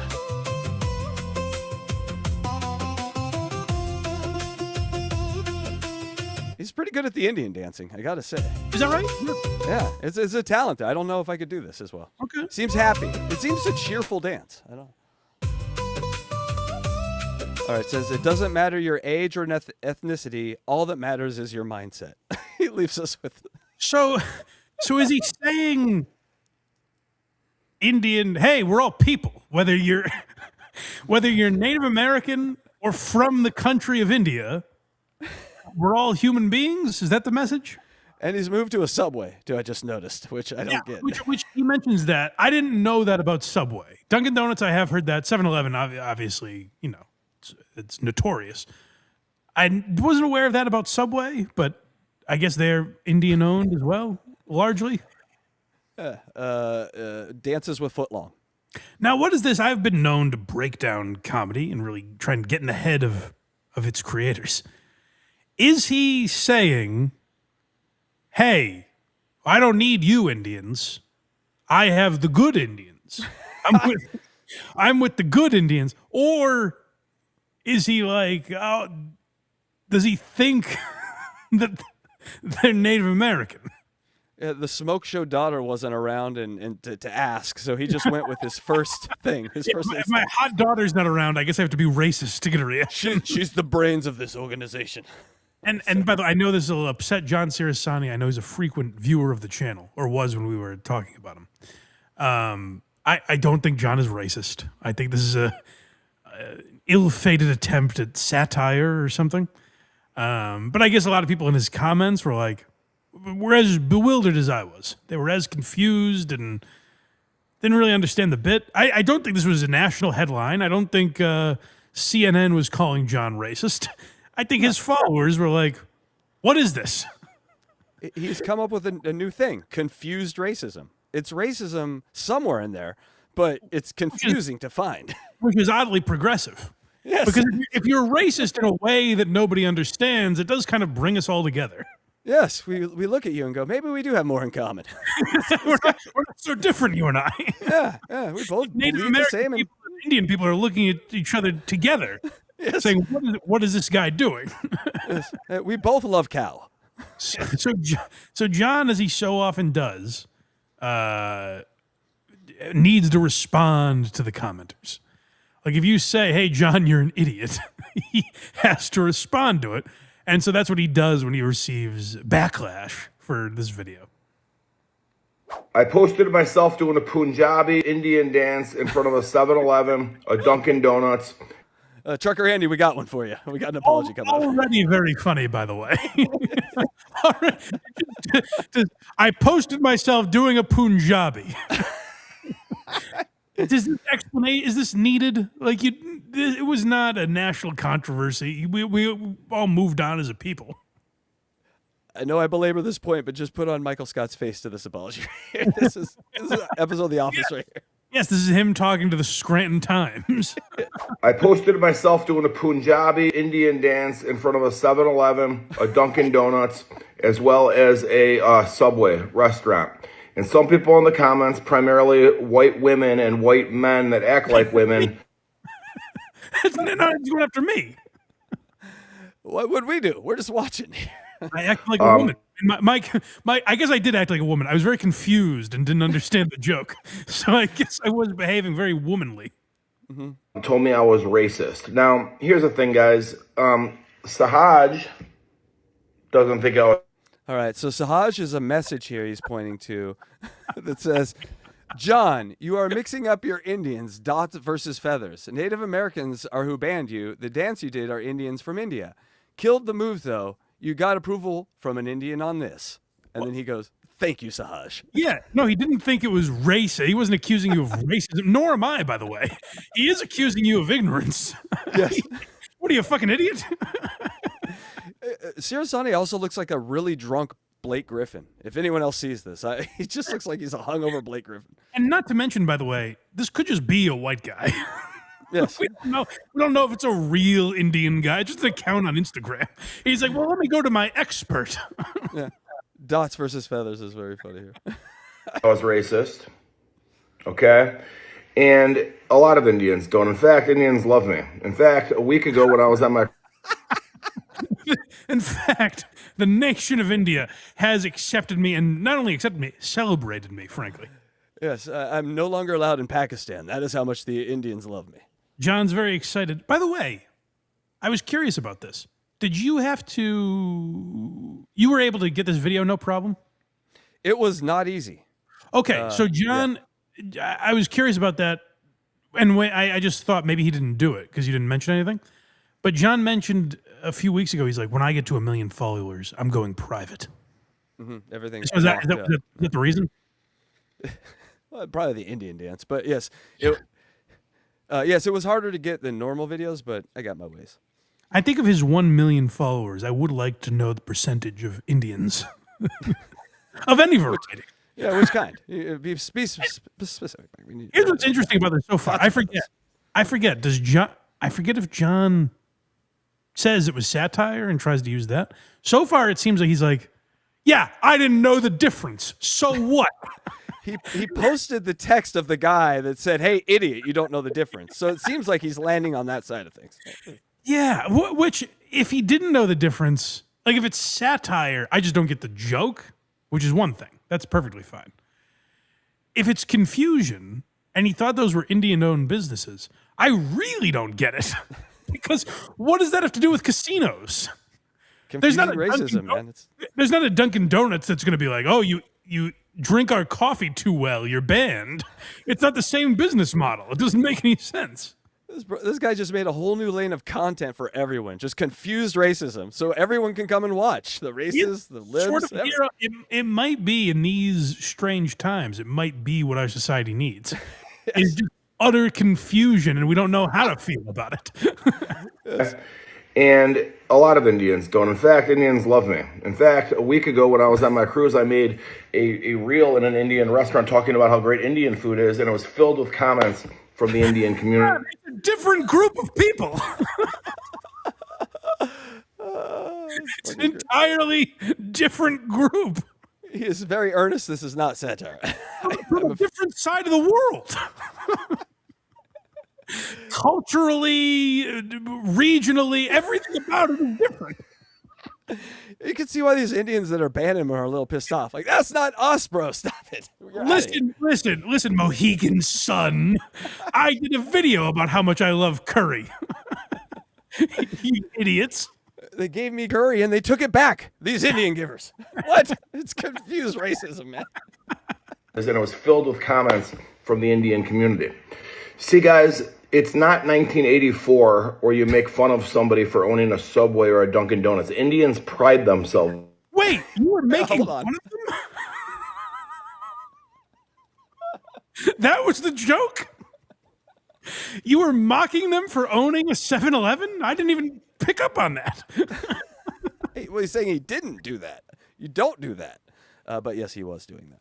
On that, okay? And they like that I'm trying my best to do the Indian dance. Now, if I've offended any Indians in that, I actually do apologize because Which ones are supposed to be offended? I can't imagine either group getting offended by it because it was so confusing. I guarantee if you send this to like the head of like, you know, the whatever the NAACP or the groups that fight racism for both Indian groups, they will both give you a shoulder shrug that you have never seen before, the likes of which. And I do think, and by the way, I don't think, I can't say this enough. I don't think John is a racist. He's an idiot. It's great. I'm being serious. I don't think this was a racially charged video. I don't think the point was hateful or against any group of people. Let me make that clear. I do think it's odd to be banned from an Indian casino, Native American Indian, to be banned from an Indian casino and then do what you perceive as an Indian dance in front of Dunkin' Donuts? Because some of them are owned by Indian people. Like, again, it's not racist, but like it's racial. Like you were going for some racial reaction, obviously. I'm too confused to have a take on this. If he would have taken out like a cardboard box, thrown it on the ground, and started breakdancing, it makes about as much sense. Like, what? It makes no sense. What are you talking about? my experience has been that you guys are very proud of owning a lot of franchise restaurants. I could be wrong. Correct me in the comments. Now, any of the Native Americans that... Yes, we hate owning things and being rich. Damn, I'm sure they're fine with it. I don't imagine they love being stereotyped in that way. But I offended. Well, your casino banned me, and you guys have a monopoly in Florida, and now you're using the money from that monopoly to open up casinos and other... Wait. Go back. Yeah. He said your casino banned me. Is he back on thinking it's Indian owned? He don't care. They're brown and they banned him, Mike. You guys own a lot of businesses. The Dunkin' Donuts you own have been very cool to me. The casinos you own have not been so chill. I think you're right. Restaurants. I could be wrong. Correct me in the comments. Now, any of the Native Americans that I offended, well, your casino... Why would the Native Americans be offended? By the Indian I cannot figure this out. God, Columbus must have been confused. Oh my God, this is confusing stuff right here. The Native Americans would be offended that you did an Indian dance in front of Indian-owned businesses. Again, not those Indians. What would they be offended by? Just general offense, I guess. This is like Ted Danson a few weeks ago. I think he did W. Kamau Bell's podcast. Mm-hmm. And he apologized for it. And he said, that's been taken out of context for years, but I feel bad. If it hurt you in any way, I do feel bad about it. It would be like if he did that and then said, and to the white people, I've offended. I'm also apologizing to you. It's like, well, why? We're not the victims of this. But I'll take it. Thank you. Anytime, I'll take any apology. It's nice of you, Ted, though. Thanks. By the way, let's think about that. That was actually pretty funny if you think about it. Now, dating Whoopi Goldberg and then showing up to roast her blackface. If you could do that, like that Dating would be Whoopi done now. Reason is pretty hilarious, especially when you're Ted Danson. Yes, but showing up as blackface. Like if Shane Gillis did that now and he was dating a black woman, it would be applauded as high art. I think if Shane Gillis did that right now, like did actual black, like that type of blackface, I think liberals would just light themselves on fire. I don't think they would know what to do with it. They'd be like, "What Shane, the fuck?" Shane, we have a mission for you. we need some people lit on fire. But no, you see, he's apologizing to Native Americans for what? Nothing. Let's say it was a joke, because I think he's going to say it was a joke now. Go back again a little bit because I want to hear this full explanation. owning a lot of franchise restaurants. I could be wrong. Correct me in the comments. Now, any of the Native Americans that I offended, well, your casino banned me, and you guys have a monopoly in Florida, and now you're using the money from that monopoly to open up casinos in other land that were owned by other Indians. So we stole your land. When you guys do that to me, listen, you kicked me out. You people, which by the way, he's trying to make this seem not racist. He's going, you Native Americans did this to me. That's amazing. No, not all of them, John. It's probably one guy. It's probably one white guy making a decision. but you Native Americans did this to me. And so, listen, sometimes you got to take your medicine. If you're going to kick John Cerasani out of your casino, John Cerasani is going to go to the businesses of a different culture and do a questionably offensive dance. Oh, you think it's offensive? Fine. What do you care, white guy, which is a third group that has no involvement in this? I like this as a series. Like he gets mad at his karate instructor and goes and dances in front of Chinese restaurants. I like this as just constant wrong Asian. I'm a white guy, John, so maybe you think I shouldn't be talking about it at all. But to be clear, I'm not offended. I'm baffled. I'm offended by the stupidity, obviously. As Jerry Seinfeld said, I'm offended as a comedian. Yes. We stole your land, and now you're taking money and taking. Well, now that you bought that land in Vegas, maybe give it to the original Indian tribe there. That would make more sense. Let's make everything fair, right? Give me a freaking break. To the subway? His argument here is that the Indians stole his land and kicked him out. That's amazing. You listen, let's be real here. It's been years. You people don't deserve that. Let's get a reservation for this guy. Cerasani reservation up in Oklahoma. Pay 6 to 5 on blackjack, little buddy. Don't let us resplit aces, little buddy. Ban people for winning, little buddy. That's when you know he's. Some of you guys probably don't know John Cerasani as well as I do. That's when you know you have just lost a battle with John Cerasani. When he starts calling you little buddy, Over and over. Yeah. That cuts so deep that, I mean, listen, they thought they were treated like savages in the 1600s, 1400s, whatever it was. They thought old Chris Columbus came over and treated them with some tenacity. They haven't tangoed with John Cerasani. I'm worried about him if he has no casino to go to. What will happen to this guy, Mike? I kind of he doesn't really have anything else. I guess he's going to spend a lot of time at Subway. I give that daughter a foot long. Hey-o. Okay. Me in the South. By the way, we tried to stop you from putting it in your videos. Now perverts like Casey watch it. Asian Indians will be just fine, pal. Have a good day. And I by the way, I don't know who that's addressed to. Like, John was not. There was no public apology demanded. This was not a big controversy. He just puts out an apology to Native American people for doing an Indian dance. That's amazing. That's the most amazing thing I'll see today, Mike. He's incredible. I love John Cerasani. I miss him. I miss talking about him. He's a national treasure. He's a treat. Yay, super chats. I got a few here before we get to another national treasure and another Indian, which is fun. Yes.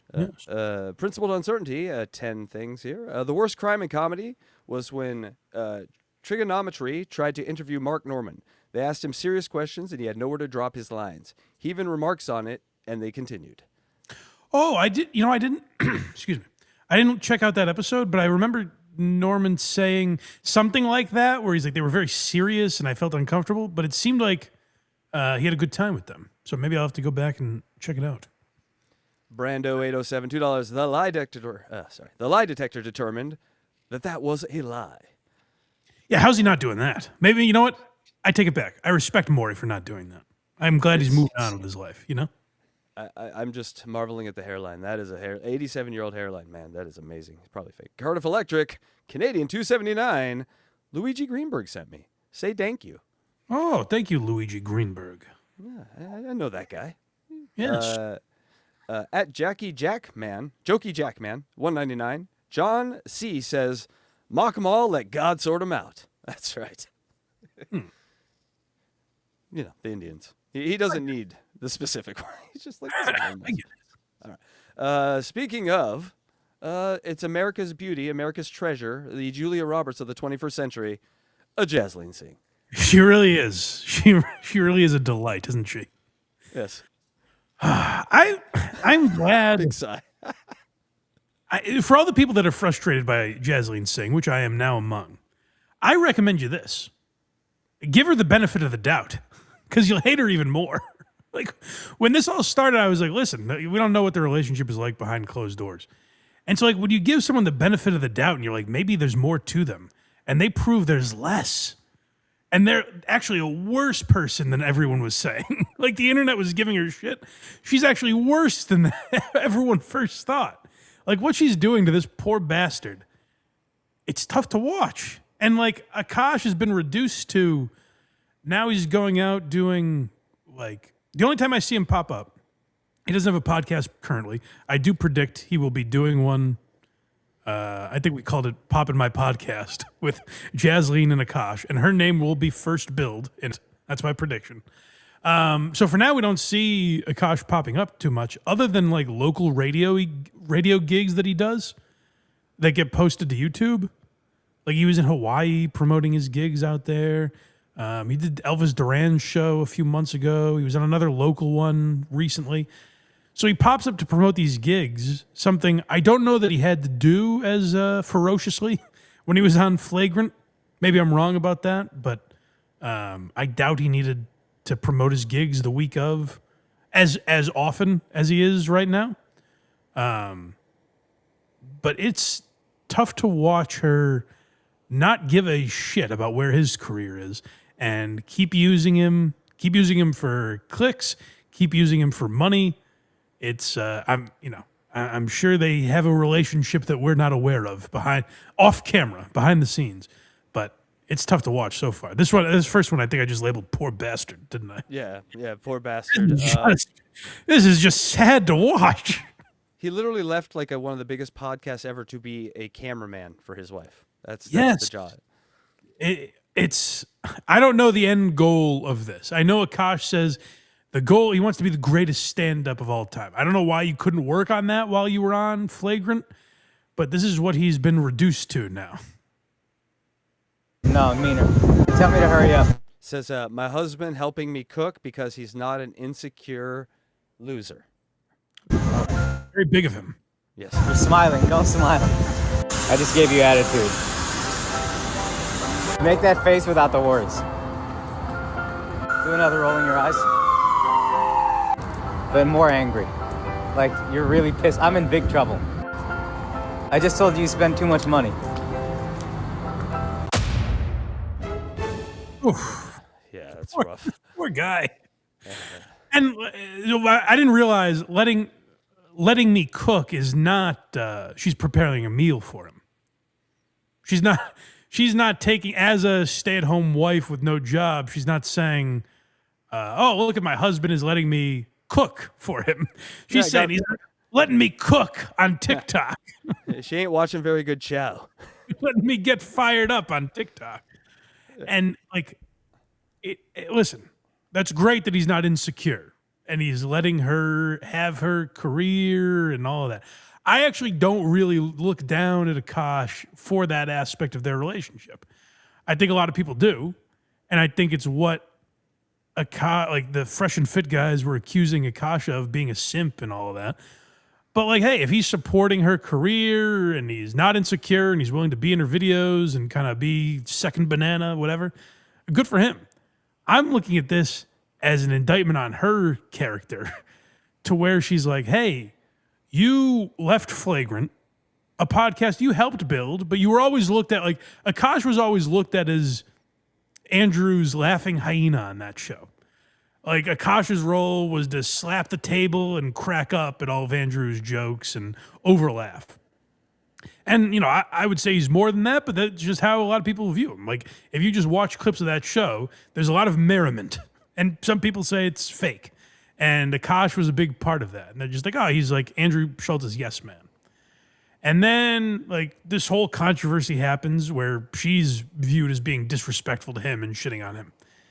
To see that situation play out and be like, hey, babe, be my cameraman. have me do poses and poses that insult you. Like, hey, I said you spent too much money and I'm going to slough that off like a who gives a fuck thing.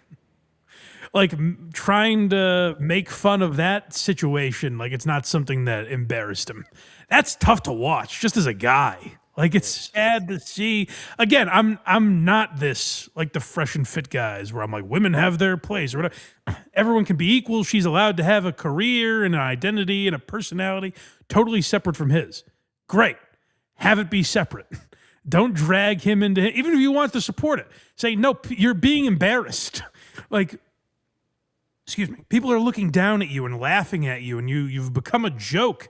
Like the only fans you have now look at you as less than because of what you're doing. I can't allow you to be in these videos.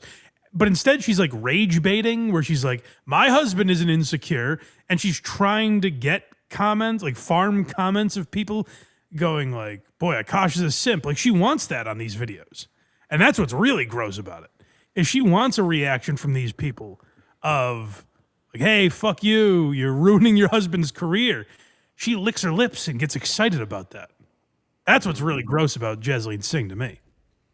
She's got a taste for pain, Mike, and she wants more of it. That is what giving someone the benefit of the doubt allows you. Because in hindsight, I was just being ignorant, where I was like, hey, there's stuff that we don't know. Maybe you're unfairly judging this girl. And then for her to take that and double down on it and be like, fuck this guy. That's like, Jesus, man. You think I'm bad? You ain't seen nothing. I'm much worse. Yes. This next one is income potential. So just listen to how she views men, like how she views the world. You know, men are often accused of is looking at women as objects. Listen, I don't know if I've seen that more egregiously than her mentality and her views on life. It is pretty tough to watch. And as a follow-up to my video about Charlotte Jones being a terrible person, which I don't say lightly because I've been called a terrible... This is what I love. This is what I really love. And we talk about this with Shab and all these people, where it's like, they talk about the haters. And how many videos have we watched of her now where she's like, oh, these hateful... Just in the last one, she did a thing, like taunting them. These hateful losers online that have no lives, and they just come at me. And then when it's directed at other people... Other celebrities who are, you don't know them, Jasleen. You don't know Charlotte Jones, who is Jerry Jones' daughter, I guess. Okay. And she has a part in the Cowboys and runs the Dallas Cowboy cheerleaders. Like, I guess she's in charge of them. So this is a person you don't know. You don't know what goes on in her life. She starts this video with, Charlotte Jones is a terrible person, and let me tell you why. So you don't mind doing that to other people. You don't have any problem just hurling accusations at people you've never met. But when it's done to you, it's wrong. That doesn't seem just childishly selfish at all. To my video about Charlotte Jones being a terrible person, which I don't say lightly because I've been called a terrible person. Don't even get me started on how the Jones family has fucked up the Dallas Cowboys franchise. But I saw that the DCC's... She doesn't like, Mike, grouped sporting events. How is she a fan of the Dallas Cowboys? I forgot about that. She hates camaraderie. She said that last time we talked about her. What she hates that the Cowboys are losing more? What? Yeah, listen, Jerry Jones did win 3 Super Bowls, These are now... Well, I mean, Emmitt Smith really won those. Doing a live theater tour, which I would happily buy tickets to. As the wife of a stand-up comedian, I know the income potential of theaters because people who headline usually get a majority of... Uh-oh. That phrase really stuck in my craw. I can see why. The income potential. That is how she looks at Akash, is income potential. And Akash unfollowed everyone in his life. I was listening to someone, I can't remember his name. But he was a DJ with a following who just said, he's like, I'm a fan of Flagrant. Like, I like those guys. And I go on the subreddit and stuff, and I saw that Akash unfollowed Charlemagne and Andrew Schultz. I went to look if Akash was still following me, and he unfollowed me. And it's like Akash just distanced himself from everyone who made fun of that scenario after, by the way, playing along with it. They do, excuse me, I'm dying today. They did that whole Jerry Springer episode when Akash came back and played along with it, and she was in on the joke and whatever they did. And people were critical of that episode, as they should have been. But the one thing I did like about it is like, hey, they addressed it and like, leaned into it a little bit and seemed to be in on part of the joke. And then Akash just ran away from that and distanced himself from everybody. And I don't know what unfollowing on Instagram really means. Maybe he's still friends with Andrew Schultz. But it seems like he's tried to publicly distance himself from them.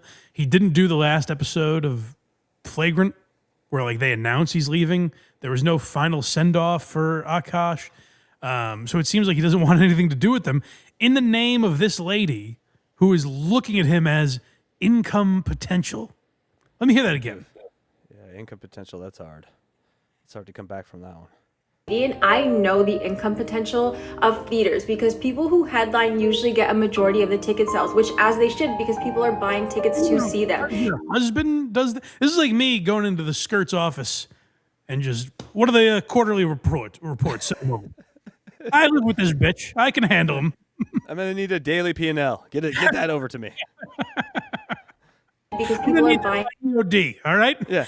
Sitting at someone's desk with my feet up. Yes, EOD-EST, by the way, not PST. You need that early in the day. Market's still open, baby. Tickets to see them. And because it wasn't addressed, I'm going to make the assumption that the Dallas Cowboys cheerleaders who are on that tour are not getting a majority of the ticket sales, and that's a fucking problem with me. And look, if I'm wrong, I'm wrong. Like, tell me, no, you're just saying you're... It's none of your fucking business. Listen, Charlotte Jones, you've crossed the line. Well, maybe they see the Dallas Cowboy cheerleader position as something a lot of girls can do. But the Dallas Cowboy cheerleader brand is bigger than them, and that's what's actually attracting people to that job. So, the Dallas Cowboy cheerleaders can either fight for more income, refuse to work that job, or take what they're offered.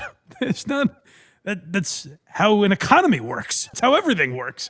The idea that, hey, now you've pissed Jasleen Singh off. I'm sure these fucking billionaires are going to be like, oh, geez, never mind.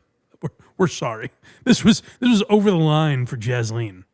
What a weird place to pick like a feminine women battle. Dallas cheerleaders. It's like the worst possible place. It shows you how vapid she is, where she's a woman that says, like, I don't work with a smile on my face. I have no ambition. I have no interest in getting a job, and my husband is supposed to go out and be the breadwinner and come back and pamper me. That is his duty as a man. That's how she looks at the world. And it's so interesting to be like, that's all fine and good, except when it comes to the Dallas Cowboy cheerleader. She could have picked any female injustice in the planet. And by the way, it's not all NFL cheerleaders. It's the one that has a reality show about them. So it just shows you how fucking mindless she is.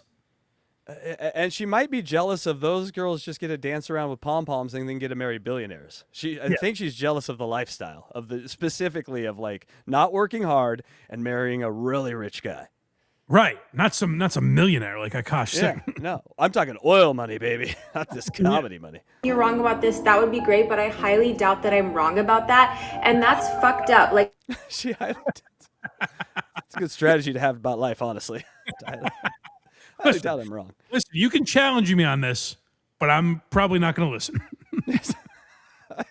they deserve to be compensated, not just compensated, but compensated fairly for the work that they're putting in. The fact that Kelly Finglass just now found out about positive reinforcement, she's like, the girls have really told me that it helps. Bitch, where the fuck have you been? What kind of coach doesn't understand positive reinforcement? I get the tough love. I get that they have to adhere to certain standards, but you haven't been giving positive reinforcement until now. Like, miss me with that shit. And you guys don't even know, I was watching the CMT show back in 2015 when no one else in the New York City metropolitan area. Psychotic.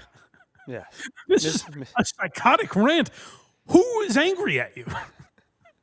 This is like when a kid gets going. And then the Dallas Cowboy cheerleaders, they ask for more money, and Jerry Jones is like, no, we're not going to give you more money. Like, it's this psychotic rambling that she has, and it's anger at people that don't exist. It's like this straw man argument she's giving in this impassioned way about nothing. And then she every few minutes or seconds she slips into like a Latino who gets all spicy on you. But this me with that shit. This accusation. You guys think I don't know the Dallas Cowboy cheerleaders? I know all about the Dallas Cowboy cheerleaders. Who gives a shit? It is random. City metropolitan area was. So I know like the problematic nature of it. I know they used to tell girls that they were too fat, and one girl wasn't even too fat. Her legs just weren't long enough, and she They used to tell a whole bunch of girls they were too fat, and one of them wasn't.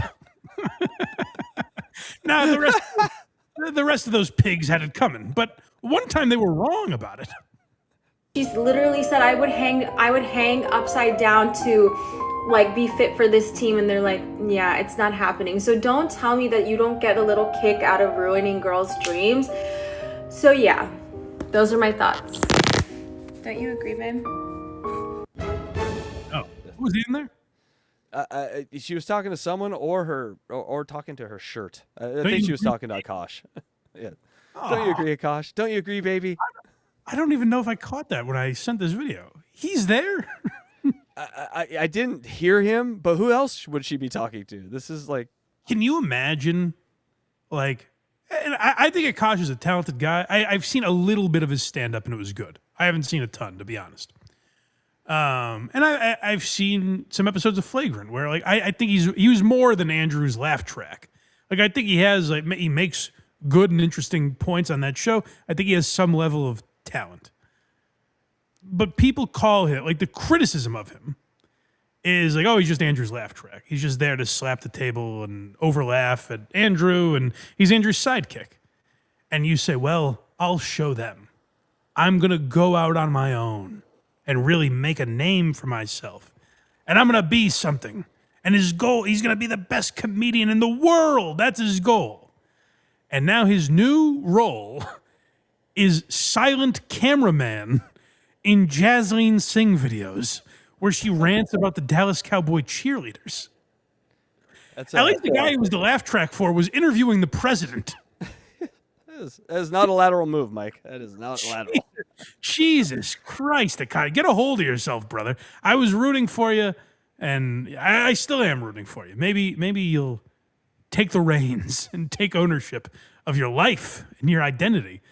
But right now, he's become a laughing stock, and he gave those fresh and fit guys a real win. To be like, hey, fuck you. Fuck you talking about this toxic masculinity or whatever the fuck you do. And to come back with this and just be a complete simp. Boy, what a victory for those guys. So, Mike, you do this often, and we're going to need a prediction. When is the divorce? You're a prognosticator of prognosticators on the internet. Give us the date. That's true. I am always right about this stuff. I've lucked into a few predictions. 2031. Give me a month. Season. Give me a season. Spring. It's a spring divorce. Okay. Spring of 2031. Akash is going to want to get out there and enjoy his summer. Yeah. 2032, Akash. It's all going to change for you, buddy. Just hang in there. Just hang in tight. Yeah. 8 more years. 7 more years. Let's see. All right. Are you ready for a little potato? Oh, yes. That's right. The potato's here, I guess, or was. But yes, he's in the chat. He usually a friend of the program. Usually we're talking to him in a format that is live on air, or I talk about him with on BTH on Monday nights at 8. But he's the subject of controversy this week because Chad Zumock has been going after people, and Cardiff is one of them. And then I just saw this morning that he was going after Anthony Cumia, so we have a couple clips of that as well. Chad's an interesting guy because of all these characters that we've covered on like Dabbleverse Live and stuff. There's part of me that like wants to root for Chad, and I think he's more aware of himself than some of these other guys are. And the bar is low. This is not necessarily a major compliment I'm giving him, but like just compared to people like Stuttering John, I put Chad in a different class. I think he's more self-aware, has more ability to go along with the joke to a degree. And I do think some of this is showmanship. Like, I think he wants to be talked about. I've never understand the idea of like, oh, I'll make a fool of myself and then people will talk about me and that'll be good for business. I don't really get that. I don't know why you'd want to be seen in that light. But maybe that's part of what Chad is doing. But he came on and went at Cardiff Electric on Thursday Night Hackdown. Go subscribe to Cardiff Electric at Cardiff Elect on YouTube. And he's on there with my buddy Tukey. And then Chad pops in because they're talking about this GoFundMe that Chad has. We talked about it on Dabbleverse Live the other day. Chad is raising money for a comedy special, $8,300. And people suspect that maybe it's being used as a fraud or to pay bills or he's never going to do it and he's just going to keep the money. There's all kinds of speculation about why Chad has this GoFundMe, why he chose that number. And then you get into him faking donations and accusations of that. So he pops in to confront Cardiff on this very matter. All you're doing is grifting right now. It's not grifting, Chad. I'm going to explain grifting to you. I'm going to explain grifting to you right now. You're grifting. If your grifting. If your GoFundMe raises $8,300 and you shoot a special and you give the people a special, what's the plan? You're going to just put it on YouTube and make ad money from it? Is that the financial goal for the special? I'm hoping it does something. I'm hoping it makes something happen with ticket sales. I'm hoping. Okay. That's all I'm hoping. Okay. I'm fair. throwing a Hail Mary. If I'm trying. Okay, I'm trying. Who else is trying? I will say credit to Chad for that. For whatever, if he's trying to make a special, I give him credit for that. There is something to be said for, people just turn on the ATM that is Super Chat and just, give you whatever. Now, is that Chad's real intention? I don't know the answer to that. But if he does make a special with that money, that's something I would support. I would want to give. Now, I guess with Chad, the question is like, is he actually going to follow through with it? But like, if he does want to make a special, it seems like he's aware that there are going to be people that mock it. Hopefully, he doesn't strike them when they do that. But like, it seems like he knows the risks and pitfalls of making a special and is willing to go through with that. So I do give him credit for that if it's real and legitimate and if he actually plans on doing it. Yeah, and he's not asking for like that $8,000 seems like what it would cost to make a special. It seems not a Joe Matarese kind of special, but a special, It seems a little too low, honestly. Yeah, exactly. We might need to give you a little more. We need lights in this thing. We need to mic the audience, Yeah. Actually, there's some costs in this shit. Ray, what does Pat Dixon have to do with you? We're not talking about Pat Dixon. Comedy anymore. They're not doing comedy anymore. So who cares? No one's trying. So I'm working at it, and you're trying to shoot down, and you're trying to put down a guy. Yeah, and the exact. And you are Cardiff. You're grifting, and you're doing the exact same thing I'm doing every time you say what. This is a thing that it gets thrown out a lot, and I notice particularly people in the Dabbleverse get caught in this loop, where they all accuse each other of grifting. Right. You're grifting like anyone that gets super chats or has their videos monetized, like you're grifting. People get into podcasting for a variety of reasons. Either it's a hobby or you see it as a job or a way to promote yourself or whatever. And if those videos are successful, you monetize them on YouTube. And if people want to donate through Super Chat or Patreon or whatever other means, they can do that as a way of supporting the show. It's a business model.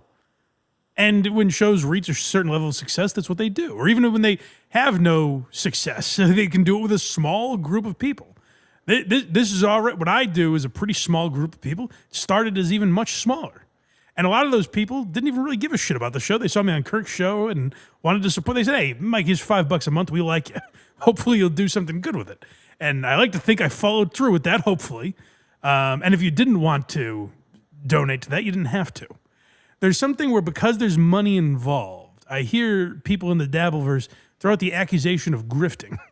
A grift is a con. It's a scam, a scheme. I actually have the definition here. It's the act of swindling, defrauding, or obtaining money through deception. Specifically, deception is the thing that makes it a grift. Otherwise, you're providing a service or a product, and that might suck, but you're still providing something. It's not. So if Cardiff said, hey, super chat me, and we're going to have this crazy, expensive segment on next week. And we're raising money to do something, and you guys pay for it, and it'll come to fruition next week. And then next week when he does something, you can see that didn't cost any money. He was just lying to you.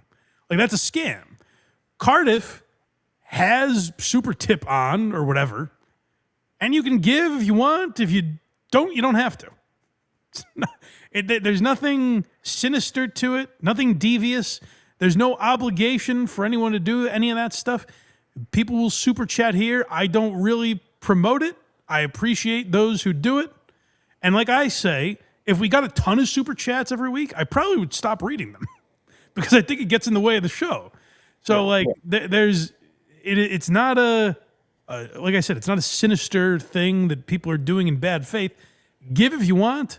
Don't if you don't. Even Aaron, who is begging and embarrassing himself when he does it, he's not grifting. No. He's like, give me money. He's like, just give me money. Just keep donating money. And even that's not a grift. It's not a con. It's not something false. I guess, Aaron, you could almost make the accusation because Aaron will say, like, we need to keep the lights on here, which I don't really know what that means. It's his house. He needs to keep the lights on. We don't need to. But I find like that 90% of the grifting complaints come from other creators. Like I don't really see grifting as something that an audience cares so much about. It's other creators that mention that because when it's a way I see it in the comments a little more. Like when we talk about some of these guys, I do see, and maybe you're right in the sense that they just hear other people say it. I think that's what happens. Like it becomes a narrative that this person's a grifter because, hey, it's a way to limit creativity. This is just crabs in a barrel pulling each other down, right? That's what this Kevin is. Brennan thing where he's like, this guy is grifting. We played a clip where he's like, they're grifting off of you, Chad, which I don't even really understand what that means. So by talking about Chad, like right now I'm grifting because I'm talking about Chad and Cardiff. You guys, you don't have to pay me for this. Don't send me any money. Don't subscribe for this. It's a one-off. We're talking about Chad versus Cardiff. You're not going to get that content every week. Don't pay me in anticipation of it. Don't worry. Super chats. Hamilton Burger for Canadian $2. The supermarket keeps grifting with groceries. Exactly. Yes. There is. You're putting out a product and people can pay for it if they want. I don't understand this idea that like Cardiff is grifting. It's a word that gets thrown out way too much. I don't understand. I don't even know if Chad believes it. Because like Chad, to my knowledge, Chad's show is making fun of guys like Carl and Melton and Ray DeVito and people like this. It's the same format. I don't know what the grift would even be, really. Yeah, I mean, just be creative. Don't listen to anyone that says you shouldn't do this because why you want to have success and you want people to pay you. It makes no sense. Just let the crab fucking alone in the bucket. What's Pat Dixon doing? Why isn't he doing comedy? Why when you the way you judge him, the way you observe Pat Dixon, the way you it's over. It's a wrap. And you're over in a rap. That's what we're trying to explain to you. Get a job at Subway, you retard. I don't know. No, I've got an in, Cardiff. I've got an in. He's gonna have to learn Indian, but. The Dabbleverse is the only place in the world where, you got to get. I just imagine now Chad at the counter. What the fuck is this guy doing out here? Was he dancing in front of our store? If Chad has any interest in Hindu, then I think we've got something. A day job. I worked hard not to have a boss. The entire world is the place where you got to get a day job, Chad. No, you're not a successful comedian. Just the Dabbleverse, you dick. No, more than just the Dabbleverse. That was a tough one. I don't know what he meant there. So listen, the Dabbleverse is the only place where they're like, why don't you get a job? That's rough. I think if I can translate for Chad, I think what he means, so in the interest of fairness here, I think what he was saying is like, what business of it is yours, how I make my money? Which I get that. Like if Chad's able to live, what business is it of Cardiff's if Chad gets a job? Like who gives a shit how he earns his income? But you can't do that and then come on and call Cardiff a grifter and say you're making ill-gotten gains. Like it's tough to be both guys, which I think happens a lot where they want to be, a renegade who's making accusations of people and calling people out for their bullshit, but then also kind of want sympathy in other aspects. It is the most frustrating thing about Chad Zumock to me because I've never had a problem with Chad. I find it is it entertaining, but he at the Adam guy on WATP nailed it one time. He said, "Chad, you are amazing at like seeing the foibles in other people, but when you turn that fucking camera on yourself, dude, you just John Cena out of the picture. You just disappear." And I think that element of him is what gives me some level of empathy for him, or whatever it is that I see. We're on Dabbleverse Live when I'll talk about it, and I'm like, he's not as, because there is an aspect of like, people already have their minds made up on Chad, so sometimes there will be clips played, and like Carl or whoever's on will be like, he's a fucking idiot, and I'm like, I see his point here, but because they already have their opinion made up, they kind of know who he is, so they think he's coming from a negative place. Which I don't know that that's always the case with Chad, and as that's a great point by Adam, where like he can point out all this stuff in other people, and that's what kind of confuses me about him. Like John, to use Stuttering John as the example, and I use that all the time because he is the best example. His criticisms of Lady K and the Shitwayer and Cardiff, they're so off base. Yes. That you're like, oh well, he's just an idiot. Like he's just a buffoon. That's not always true of Chad. Chad will make accusations at other people that are sometimes on point. Like, I think he's way off base with calling Cardiff a grifter. I don't even think it makes sense. But like, there are times where I'm like, okay, I get where he's going here. And you never have those moments with John or Opie. Like, you almost never see their point. Whereas Chad is different in that way. he is. Yeah, I never had a problem with Chad. I have a home gym. What does that mean? No lockers, Mike. He stole the. I got you. I'm just kidding, Chad. Just kidding. Joke. I got you. All right, Cardiff fans here. Okay, yeah. Let's hear. The fans are at risk. This man is evil. This Cardiff. Watch out. You're being a piece of shit, and you're trying to ruin it. I'm not trying to ruin it. You don't. How many times I have to explain to you? How many times I have to explain to you? I want your special to be exactly what you and Dan Baxton want it to be. Why did I go on Rocco's show and then I got canceled in Colorado? You guys orchestrated that. You did. We orchestrated. You're yes. insane. Your fans did it. You're Your nuts. fans did it. I wanted They're that. Your fans. I wanted that They're more your than fans. anything. Chad, I was going to fly in for that. And that guy I was going to sleep on Rocco's couch. That guy at Looney's hates me now because I can never do that show So again. for anyone that doesn't, if you're not fully versed on this, Chad was supposed to film a special in Colorado. I don't know if it was at the Denver Comedy Works or where it was in Colorado,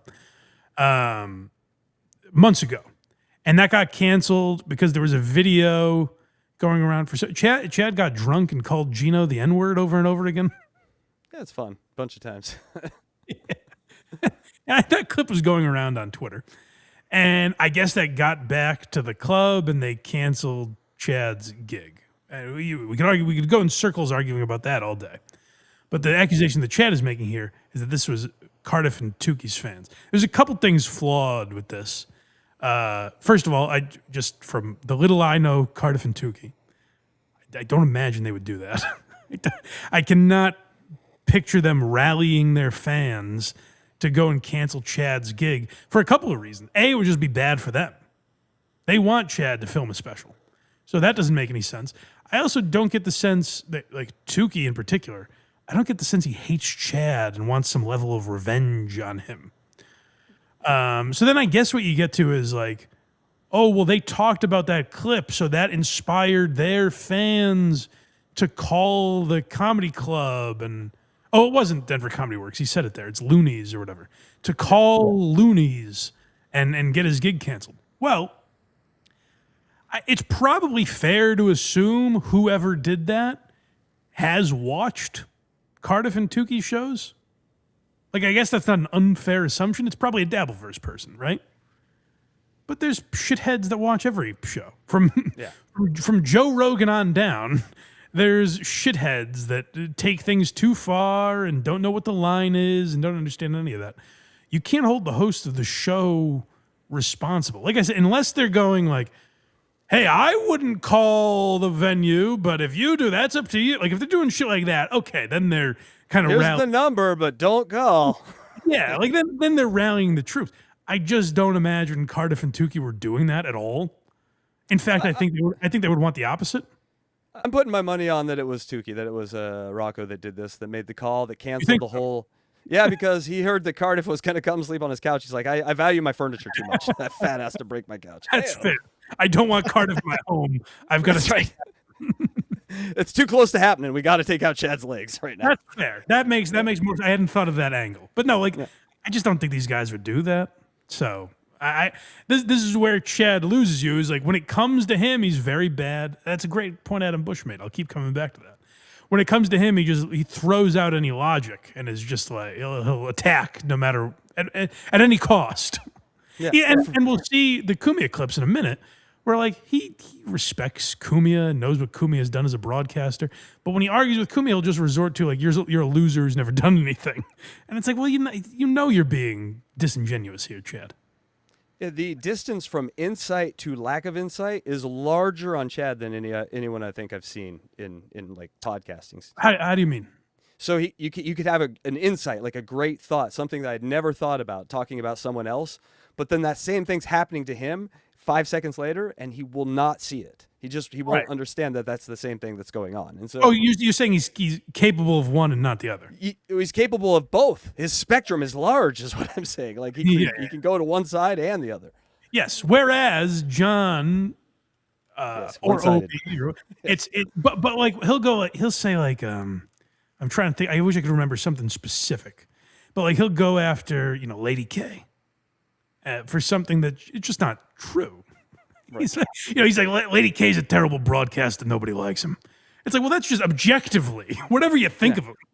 Like he does a successful show. That's just untrue. Whereas Chad will, like when he goes and people point to things that have more merit, I think. And it's why people kind of want to root for him in some way.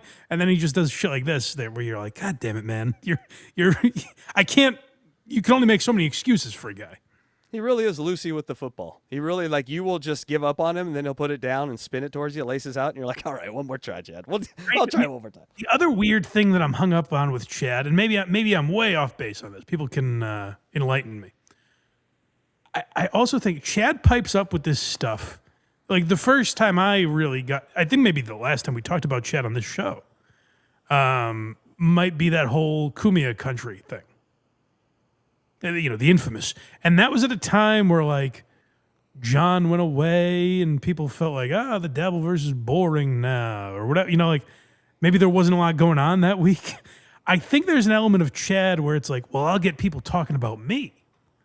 And it's a good instinct to have in showbiz, He is a carnival barker. He understands the nature of an empty vacuum. And but I think the approach, the angles he chooses are so misguided because it's something you see right through, like that Cumia country stuff where everyone was like, this just doesn't, it's not a believable thing. And he's like, but you're talking about it. I guess. Is that the goal always? Is that the end all be all? Or with this, like he's just off base. It's an interesting subject. Like, we're talking about it right now. I find it interesting, but I just think he's so far off base, and I don't know why he would want to be the subject of a conversation on that end. Yeah, it doesn't make sense. Cardiff Electric, $2.79 Canadian. Quit grifting off me. I will not. Sorry, Cardiff. Thank you for being part of it. You're one of the rubes that I'm fooling into giving me money. You guys fucked me because I went on your What, show. Chad? You fucked yourself, Chad. You fuck yourself every time, and then you blame people. Your fans hate That's me. the point. Because you're affiliated with Patrick Melton, and I'm that's affiliated why. with Patrick Melton. You are. I'm affiliated. You guys suck up to whoever gets the. Guys, speaking of which, I tried to get Mike to try Super Tips today, and he vetoed it immediately. So Nothing against Patrick Melton. I just don't. I'm not looking to encourage more. So I just talked about super chats a minute ago. I'm not looking for more. Most viewers, I tried the most money. I know how it works, man. Can I say I've honestly never sucked up to Patrick Melton in my life? You did. You ran No to comment. Hackamania. No comment. I did go to Hackamania. I was invited as a performer, and I sold tickets. We did a special. You know how much content would have came out of that? You guys don't have that foresight. You guys think you can just ruin my life. That's my friend. It's that's another strange angle where it's like, you're sucking up to this person. And I hate to invoke the name, but the late great DJ Electra said this the other day. or maybe it was Ava. It was Ava Riza in that clip we played.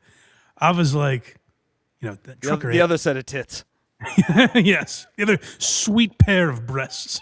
Where Ava Riza said, Trucker Andy's loyalty to Carl is really weird. And it really hit me because Carl paused and goes, Andy and I have been friends since high school. Yes. Why is his loyalty to me weird? Why is that strange to you? But people view it as like, oh, you're friends with this person. That means you're sucking up or trying to get something out of them. It's like Chad is loyal to, and I know him and Kevin have had they've been at odds with each other in the past as well. But like, I think Chad would say he's loyal to Kevin because Kevin gave him an opportunity and pays him and has him on and promotes him and all that. I don't look at that as negative. Again, to keep using that phrase, none of this is sinister. You can do people's shows and promote yourself and have a good time and do events with them and be part of selling tickets and get people to go there. This is not sucking up. That's just how podcasting works.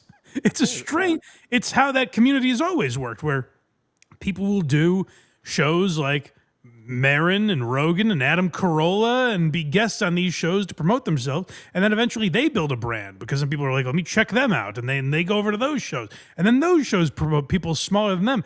It's how that podcasting ecosystem has always worked. And it's strange. It just seems like it's this pocket of the internet that is like, oh my God, you're doing these evil things that every other podcast has done that no one seems to have a problem with. And it's like, oh, you're grifting off Patrick Melton. It's like, well, is Patrick mad at him? Like that's what I don't understand. Like, who are we mad for? Who are we feeling empathy toward? Are we mad on behalf of Melton or Carl or what is this? I mean, albeit for me to say, because who am I in these communities? But like, it does seem criticism for criticism's sake has taken hold, and so the old model, the Howard Stern model, would be criticize what is criticizable, and then sort of have fun with everything else. That second part seems to be gone, right? The criticize the criticizable seems now to blanket everything.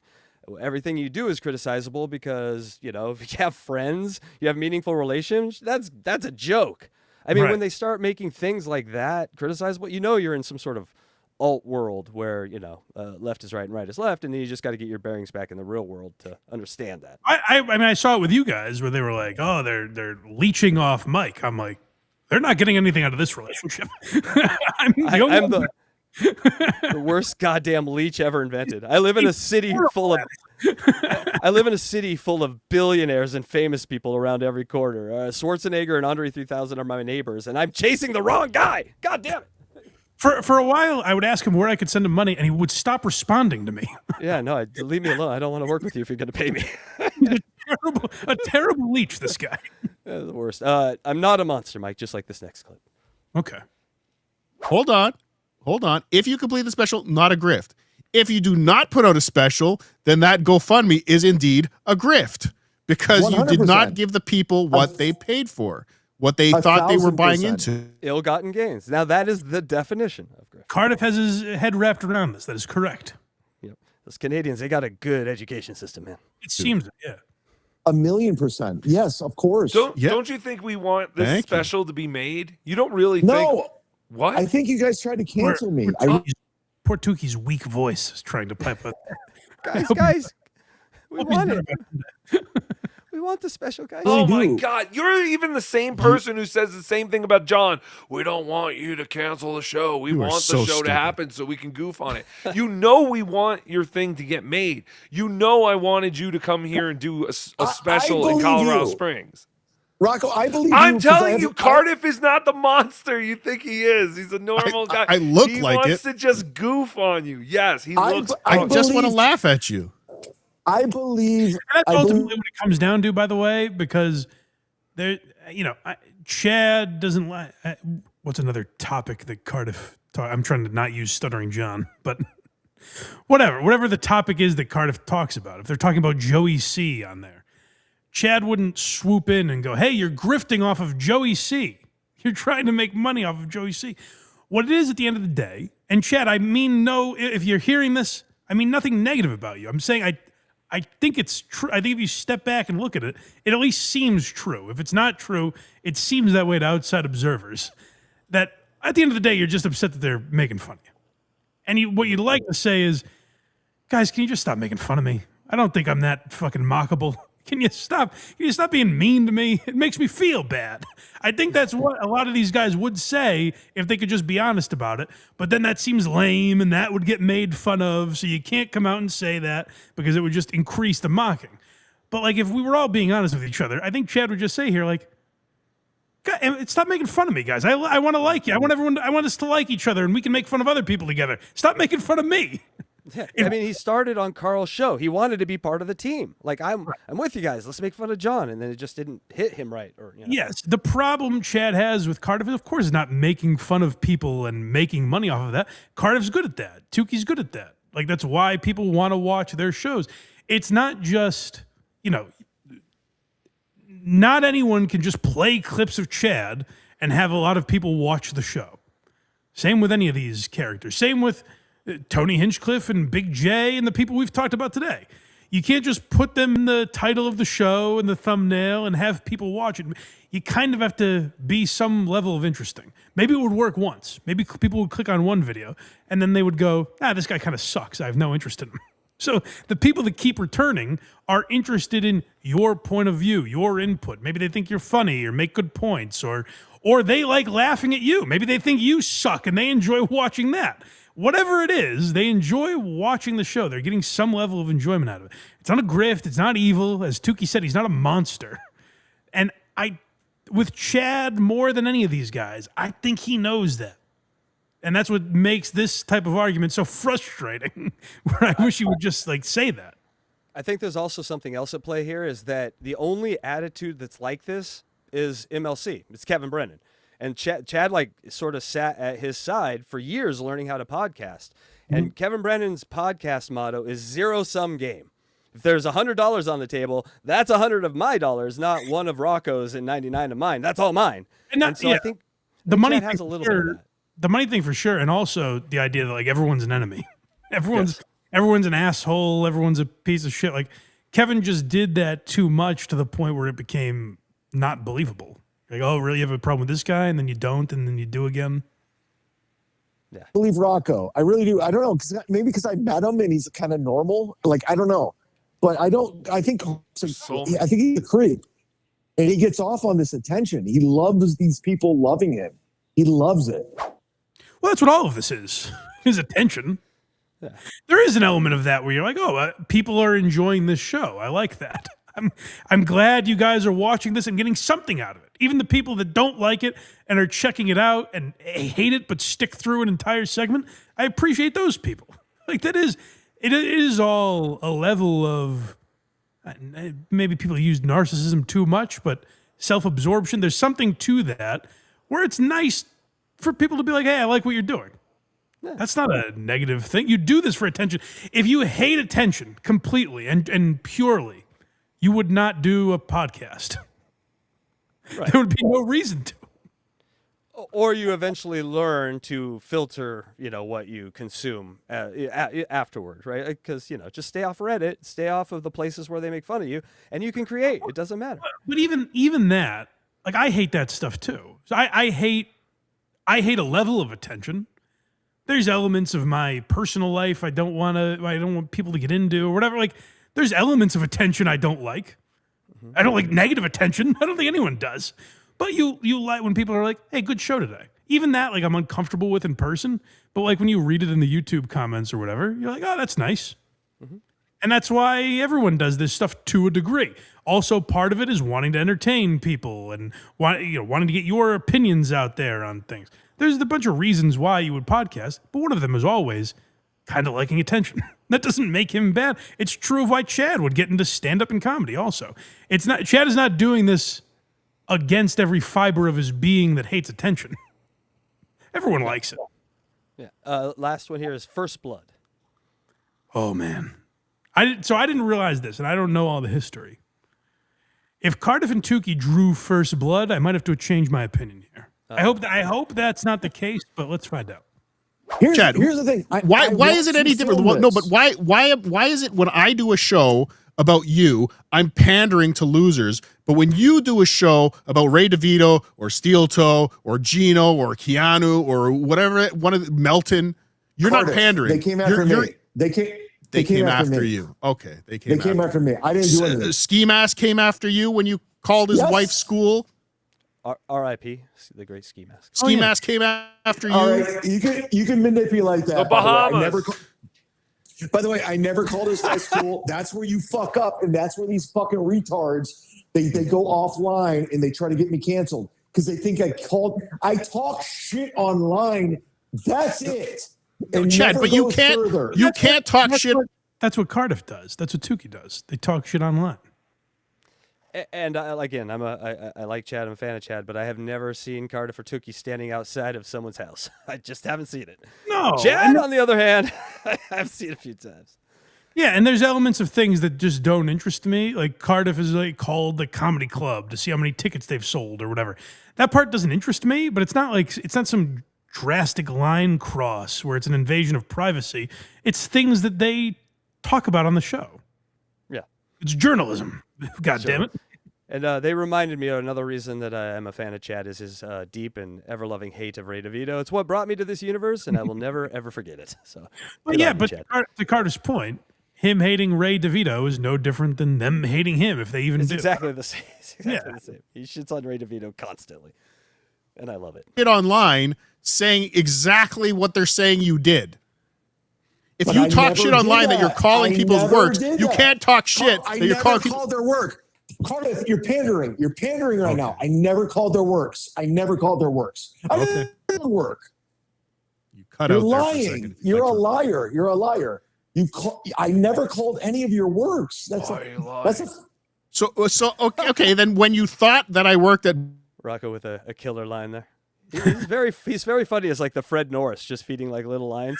The Bahamas one got me. That one got me. That might be your new lane. He's a very funny man. Brock University, you were more than happy to tell the world that we should be reaching out to Brock University. I have the tweets. I have the tweets that you sent out. Yeah. If people send me stuff, I just posted. I just said Cardiff works here. You know that. You're lying. You got a certain potato. You might have called me the potato. No, put it out. Put it out right now. Put it out right now. Okay, I'll put it out again another time. I have the tweet somewhere. No, put it out now because you're lying. No. Is he asking him to put out the tweet that doxed him? Why would he do that? Well, also no, but I think Chad was wrong. I think it was like misguided information or something. But regardless, then we get caught up in these arguments of like, you said this and I said that. No, I didn't say this. Prove it. And then it's something where it's going to derail the entire conversation if you dig through and prove it. So you know that's never going to happen. Like these arguments get so convoluted. If Chad is truly being targeted as like this liar, because I don't know all the, I don't follow Chad as closely as I follow other people or other people follow Chad. So I don't know all the details. But people do send me stuff like, oh, he did, the credit card thing you made a joke about earlier. I'm aware of that. I like this stuff that they're talking about with going after Cardiff's employer. I'm aware of that. Chad is saying that it's all been blown out of proportion to make him look bad. If that's true and you're Chad, I would go out of my way to prove that. Because the volume of people that accuse him of this, every time I defend Chad in one of those Dabbleverse Live segments, and people are like, you're wrong about Chad. He's done this, this, and this. They're not all getting together, and it's not an orchestrated plan against him. They all think that. So I would say the burden is kind of on Chad at this point to prove that people are wrong about him. There was an organized attempt against him. I believe it was called the Tampa Papers, but I don't think the regular people do that. I do remember that ill-fated bit, which I didn't think was. I remember like Cardiff getting shit for that. I always said with John, it would be interesting if like everyone stopped talking about him to see what he did. Not now, John's gone, but. Yeah, you should do that daily. Just pick your podcast locale and we're not talking about him today, and just like see how the reaction goes. For like a month. Well, particularly John, because his entire show was like clapping back at Carl and Shuley. And I said, if Carl and Shuley just stopped talking about him for a month, it would be so interesting to me to see what that show was. Yeah, Gearheads, you hear that? Let's try that in the comments with me. Just don't talk about him. See how that looks. I'm not you. I'm not you. I can't be bullied into showing things. Yeah, don't be like the chatters, Chad. Remember the chatters were trying to bully you into showing You're proof. pandering. That You're pandering to the Godfrey's super sending you money. chatters. I know exactly what you're doing right now. You're lying. You're lying. See, this is the Kevin Brennan like influence right here. That's what I feel like. See, this is what Kevin would say. You know you're lying. You know it. Another great quote. Yeah. So he is accused Cardiff of lying. I don't. Maybe Cardiff is, but Chad, I would say, prove that somehow. Bring up the tweets that Cardiff is referring to, or whatever. I think at this point the burden is on you to prove that all these people are lying about you. It might be difficult to do, but you got to figure out some way if that's true. Otherwise, I would say just like admit that you've fucked up at times and try and change. Now we got the MLC, Chad versus Anthony. Okay, yeah. So was this last night? I just saw the clip from Pest this morning. Oh, and by the way, thank you to Doom. Or no, Doom is the next clip we're playing. Doom's next. Thank you to Pest for this one, for clipping this. I just saw it this morning. Do you know if this was last night or when this was? I don't. I was on the toilet when I saw that you sent it this morning. I'm like, oh shit, I got work this morning, and I grabbed it and I didn't look at it. I tried to keep it light. It's only 2 clips, but because this is where I'm like, oh, is Chad doing this to help us, to fill a content void? He thinks maybe the Dabbleverse is a little lackluster lately, and they need some content. So I figured this wasn't going to make it to Thursday. I figured by the time Dabbleverse Live comes around, Carl will have talked about this. So I wanted to get into it today, where he's going at Anthony Cumia now. No. The guy is petrified to have a discussion. So he'll yell, he'll call Gino's wife a whore. Boss. He'll call me fucking names. He'll goof on people's looks and stuff because he has nothing of substance. He'll call me a loser now, watch, 20 times without any Boss, indication bring of me how on. I'm Quit a taking me loser. off. Boss, But I want to could talk to you, say boss. Boss, how I want he's a loser. You gotta let Cumia talk, could- then you could talk. You can make His arguments examples. it's smart by Kevin there, actually, because usually he lets this chaos happen sometimes. A lot of these arguments devolve into just people shouting over each other.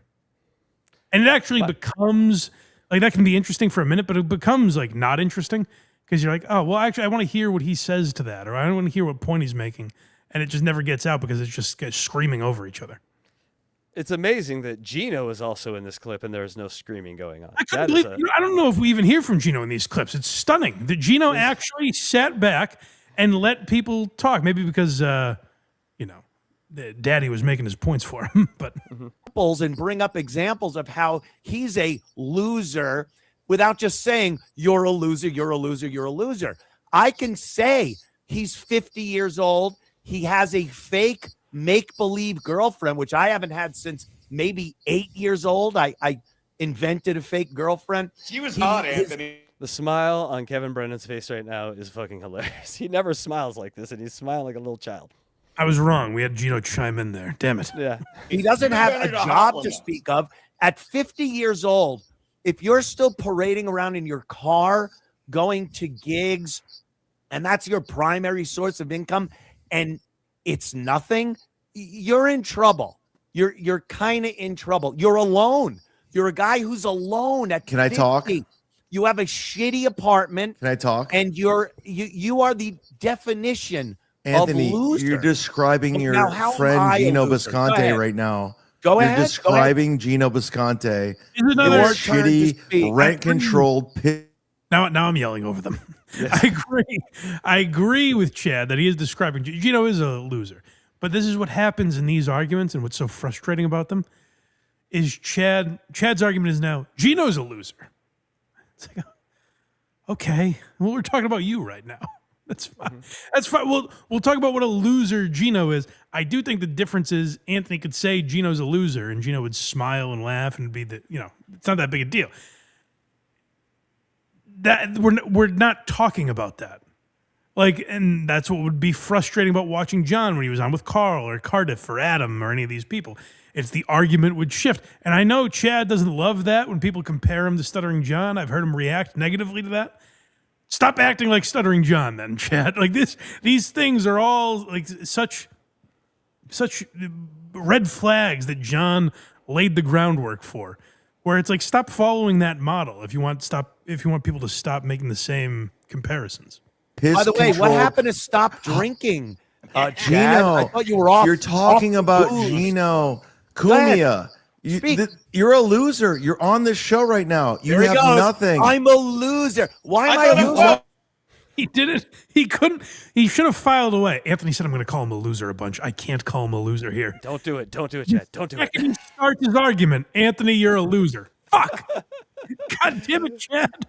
Again, goddamn, I keep doing this. But you remember when Michael Scott, Stanley, had his cheating on his wife, and the wife was on the phone, and he's like, "I won't fuck this up," and he picks up the phone and he fucks it up immediately. Hi, Cynthia. God damn it.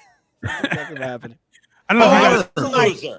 I don't know if you guys can tell. Casey's been watching The Office lately. I've been binging The Office, by the way. It's I do amazing. that Go where- when I rewatch a show, that's all my references for that week. It's gonna be I'm all like, of them. this is exactly like an episode of Always Sunny. Where'd you put the turtles? It's too many of them. Great Oh, house. 2-on-1. I'm in my great house. 2-on-1. Let's go. 2-on-1. You don't want to. All right, that's into that clip. O&A is next.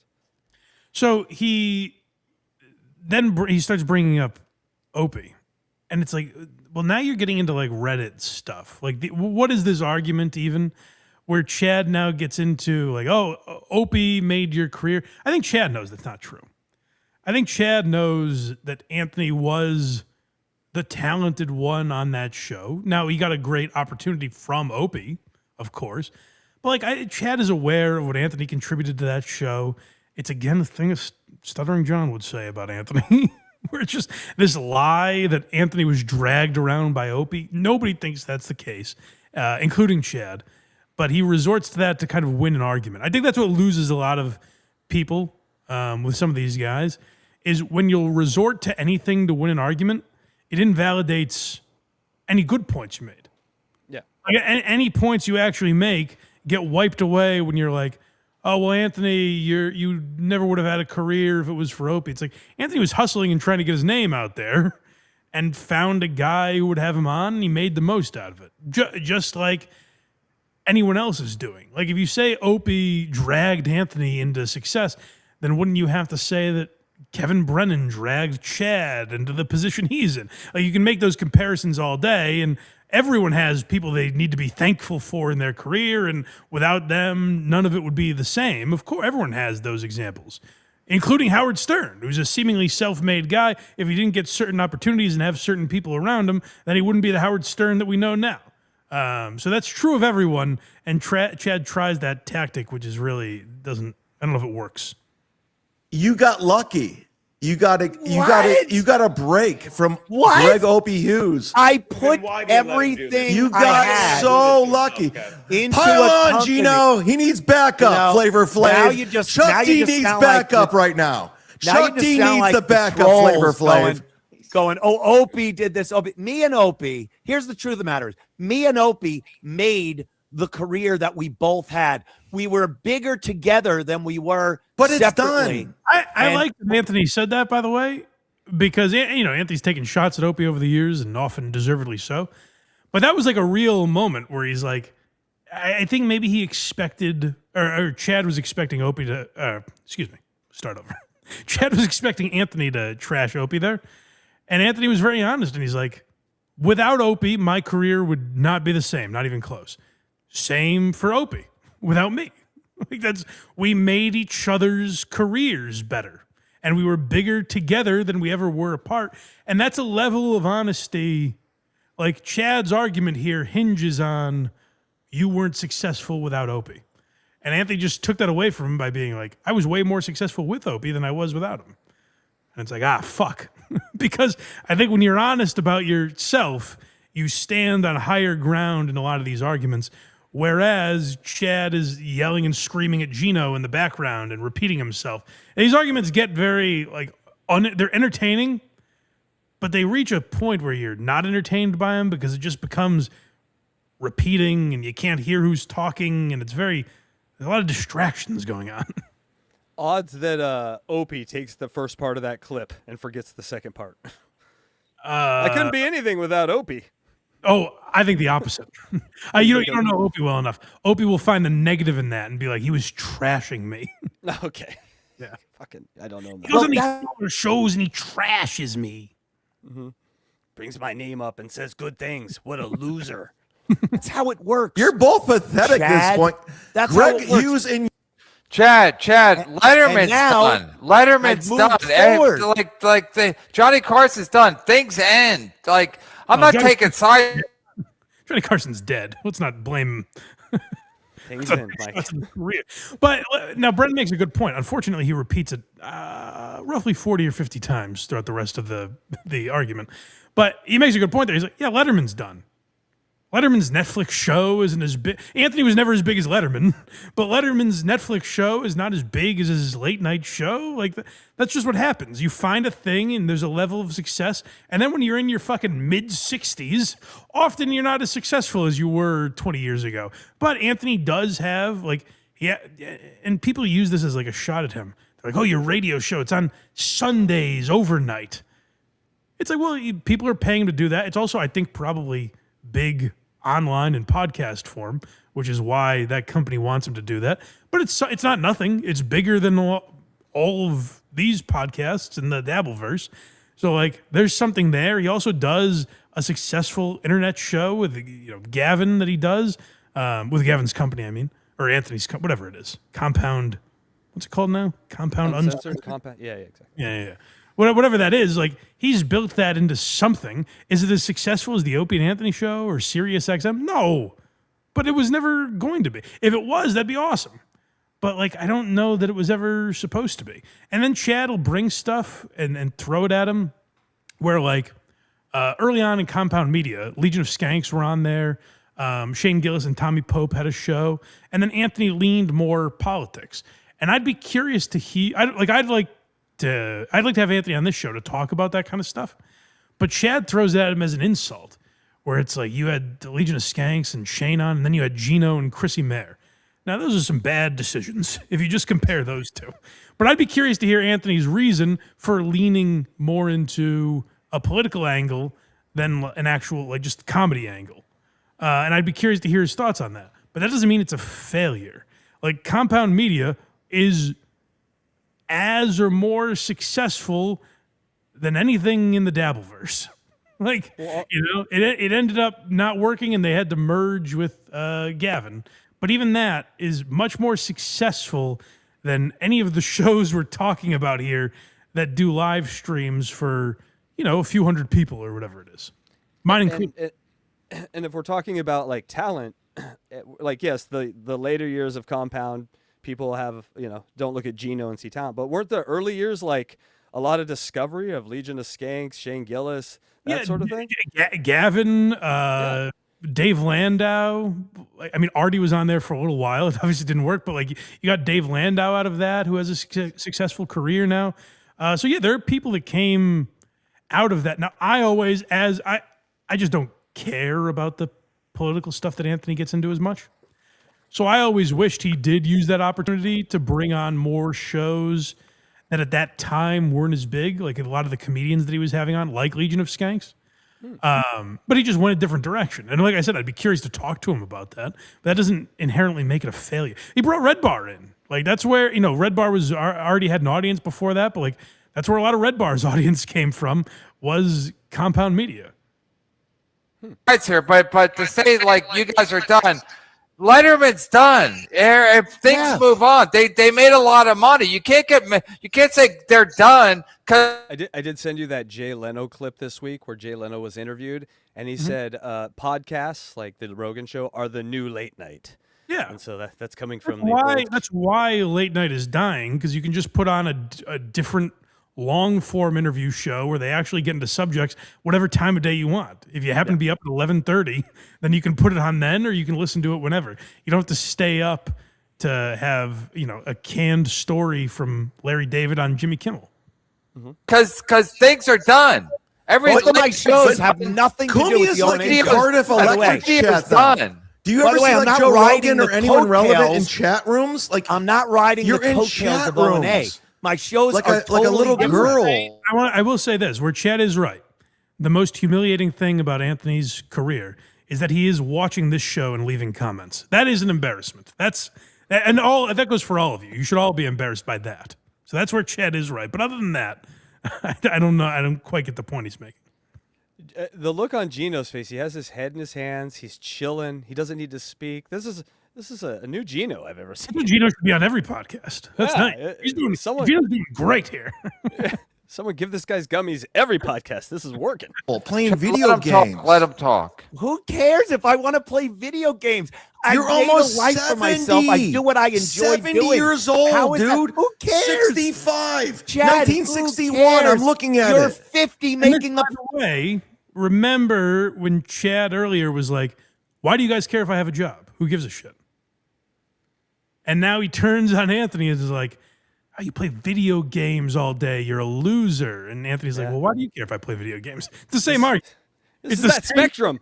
This is that goddamn spectrum I'm talking about. That thing where Chad is criticizing someone. So when other people criticize him for it, he can't wrap his head around it. But then he'll launch that same criticism at someone when the opportunity shows itself. It's fucking awesome. It's predictable. It's like it's like a science experiment you can predict. Chad, if you are watching this, when seen back to back, you must pick up on that, right? That you did that with where you're like, why do you care if I have a job? And then with Anthony, you're like, you're a loser. You don't have a job. The difference is, I guess, Anthony is playing video games and you're not. Get a Nintendo, Chad. That'll solve this whole thing. You'll be all good. Yeah. Fake I'm doing girlfriends. great. What's I'm worse? on the other side of What's 40. You're worse? on the other Me side playing of a dead. little Call of Duty, or I'm you winning. making You're believe losing. You have a girlfriend. I had a girlfriend. It happened.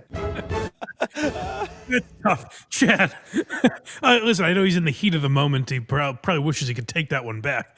To yell, I had a girlfriend. She was real to me. She was all too real, pal. That's a tough position to be in. So, yeah, I think there's an element of Chad that has a flair for the dramatic and wants to get people talking. So I do think that's part of it. I just don't know why you'd want to why you'd put yourself in that role, you know? Why choose to be that guy, the villain in that way?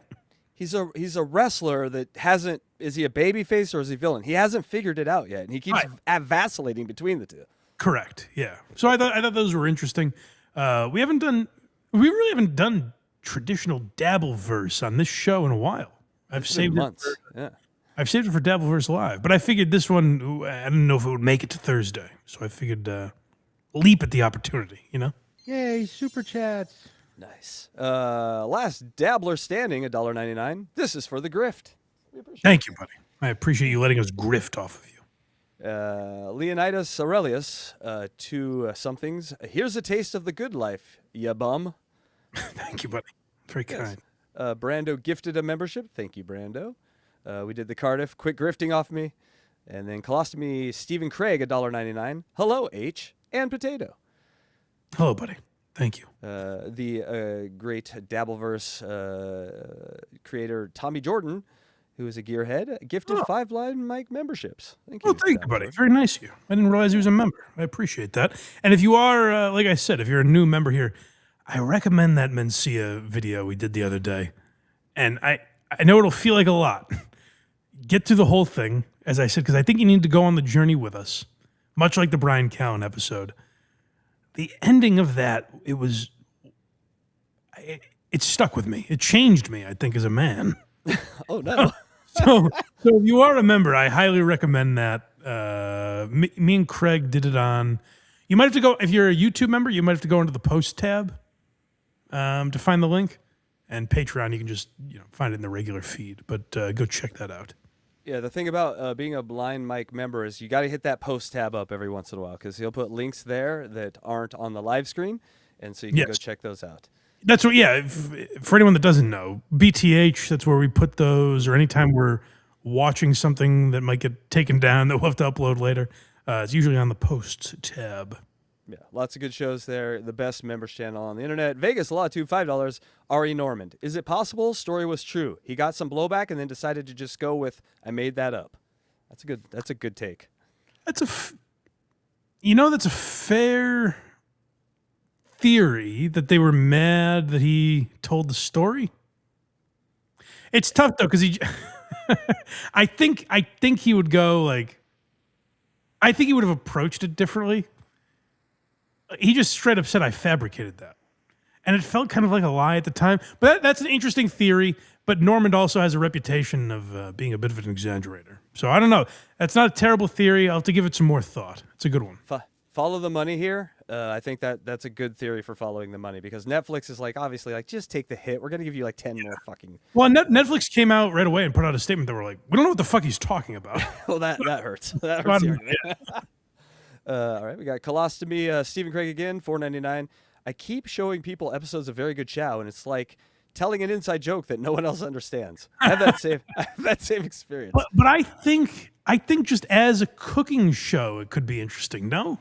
It is. I spend an absorbent amount of time sharing it to Facebook cooking groups, and the numbers seem to be going up. And so, like, I want to get like real ladies in the kitchen to get into this and start commenting on it. I think that would be fun. This goes back to my theory. I think you're getting a. Well, I got to make something out of it. To use a pun, I think you're getting a taste on this. No, you know I don't do money, Mike, but I just love Craig owing me. You owe me one. And Chris $2. What's the name of the crackhead online gambler? I think he's talking about John CERASANI. John CERASANI. Not a crackhead at all, but John CERASANI, I think, is who you're looking for. Yes, go back and check that out. One of the most amazing things you'll ever see. Just a mix-up. Let's call it a mix-up. A whoopsie daisy. Now, you sent me this, and I got excited because we used to talk about this guy a lot, Mike, and we don't anymore. But this was the most amazing steel toe video I've ever fucking seen. Yeah, like I said, we haven't. Steel Toe's another victim of Dabbleverse Live, where we don't get to talk about him on this show as often as I used to, because I typically save topics for Dabbleverse Live. But I think Carl talked about this the other day, so I haven't had a chance to talk about it. And I was intrigued. This is the clip that Doom put up. Thank you, Doom, for that. Because he captured... Oh, and I really appreciate Doom putting it up, because part of the reason, and not just Dabbleverse Live, the other big part of the reason we kind of stopped talking about Aaron is his shows are only on Rumble now, and that's much harder for me to timestamp. It's a me problem. It's a blind guy problem. It's just more difficult to use Rumble the way I use it, and it's easier to timestamp shit and go about my life on YouTube. And I can also listen at 3 times speed on YouTube, which is crucial for getting clips of Aaron. There is a workaround for this, Mike. I did figure one out for us. Okay. I can download the episode and just send it to you, and then you can like just play it on your phone. Yeah, but then even that's a problem, because you got to pick and choose. You got to find a good You got to watch the whole thing, is what you're saying. That's the thing. It's an exhaustive effort. And Rumble has taken that away from me. So thank you to Doom for putting that up, because it made it easier. We haven't done a goal segment in a while. And I guess this is related to the goal, because Aaron was far away from the goal, and frustration was building. And then you can insert Los Federales, who made one of the most egregious crimes you can do for Aaron, is give him money and ask him to play a clip. But if you do that on a non-Rumble Friday, it's going to cost you, my friend. You're going to come into a buzzsaw named Aaron Imholt. Angry Aaron is this first one. Okay. I have a good attitude about today for some reason. I don't mean like I'm looking to take this 170 loss in stride. No, I refuse to take the 170 loss in stride. I just feel like something's going to happen. I just feel like something. This is some weird, like, I don't know if it's guilting the audience or like trying to will it into existence. Mm-hmm. I feel something good is going to happen. That's acting as if this is an act of God. Like money might just fall out of the sky. Ooh, $170. No, it's not something's going to happen. Someone in the chat is going to give you money. That's what you're looking for. Just ask for that. I feel like something's going to happen.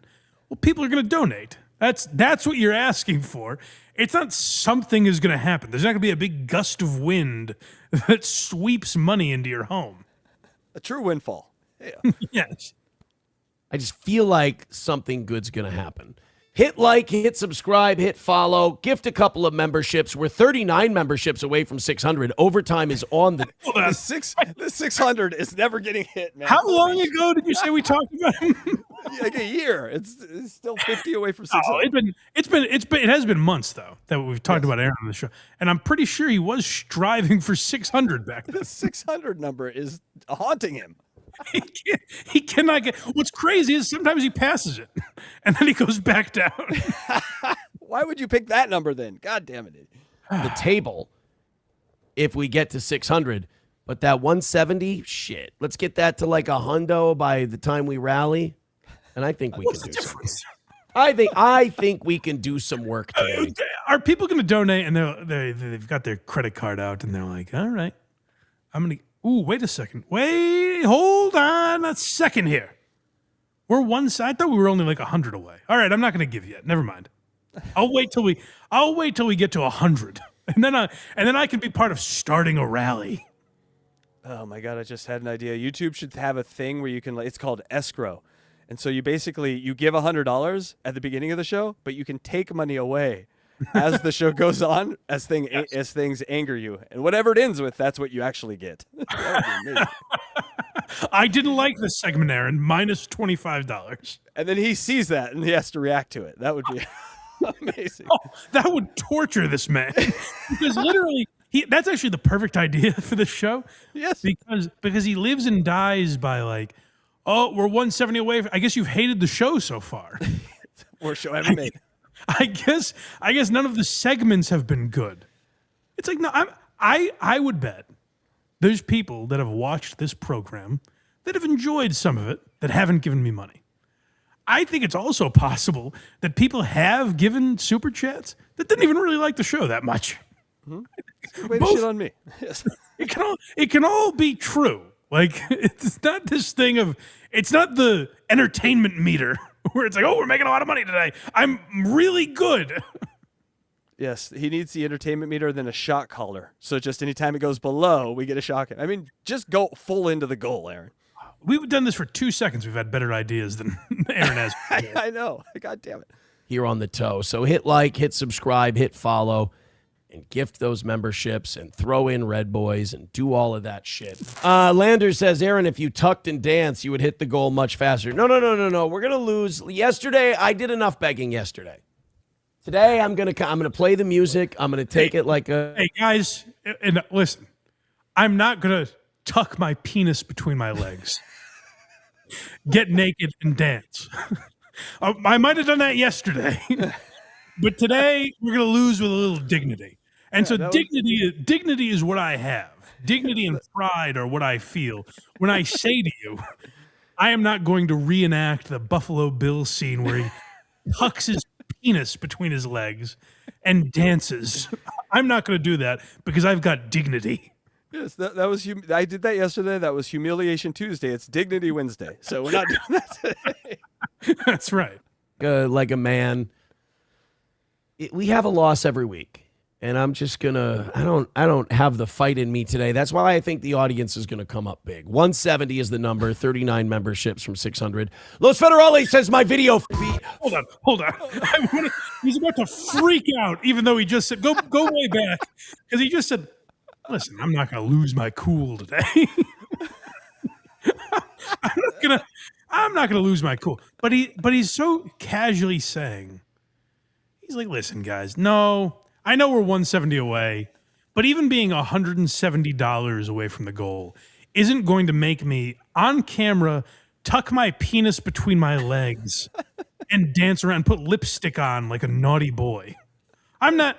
I'm at this one. I'm going to like take in stride and say, listen, we're $170 away, but that's not life or death. Maybe tomorrow, if we miss the goal, I'll tuck my penis between my legs, but not today.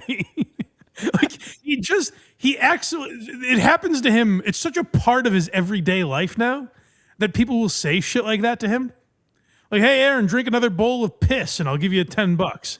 And he has to react to that like it's real. Like, be like, oh, he has to contemplate that and be like, No, the drinking the piss bit isn't worth it today. I'm not going to do that today. I'm not feeling like it. Maybe tomorrow, but today, as Casey said, is Dignity Wednesday. we got Piss Thursday tomorrow. It's Dignity Wednesday. And I'm just gonna.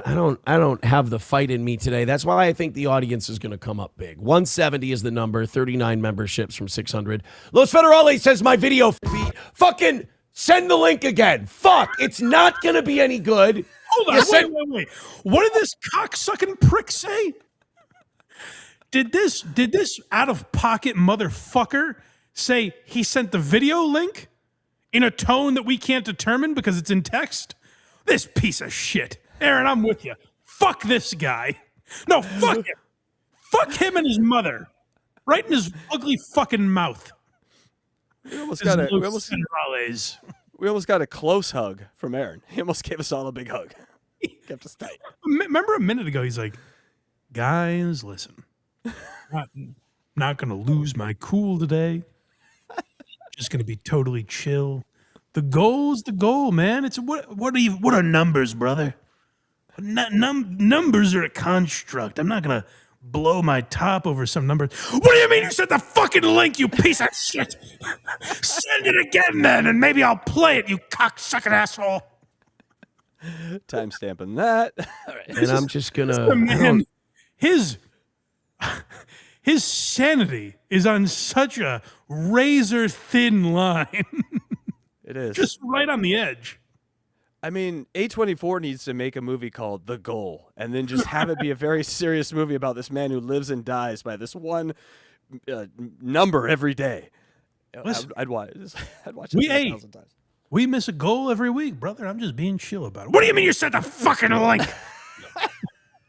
I don't see it. Are you going to send it again or not, you pussy?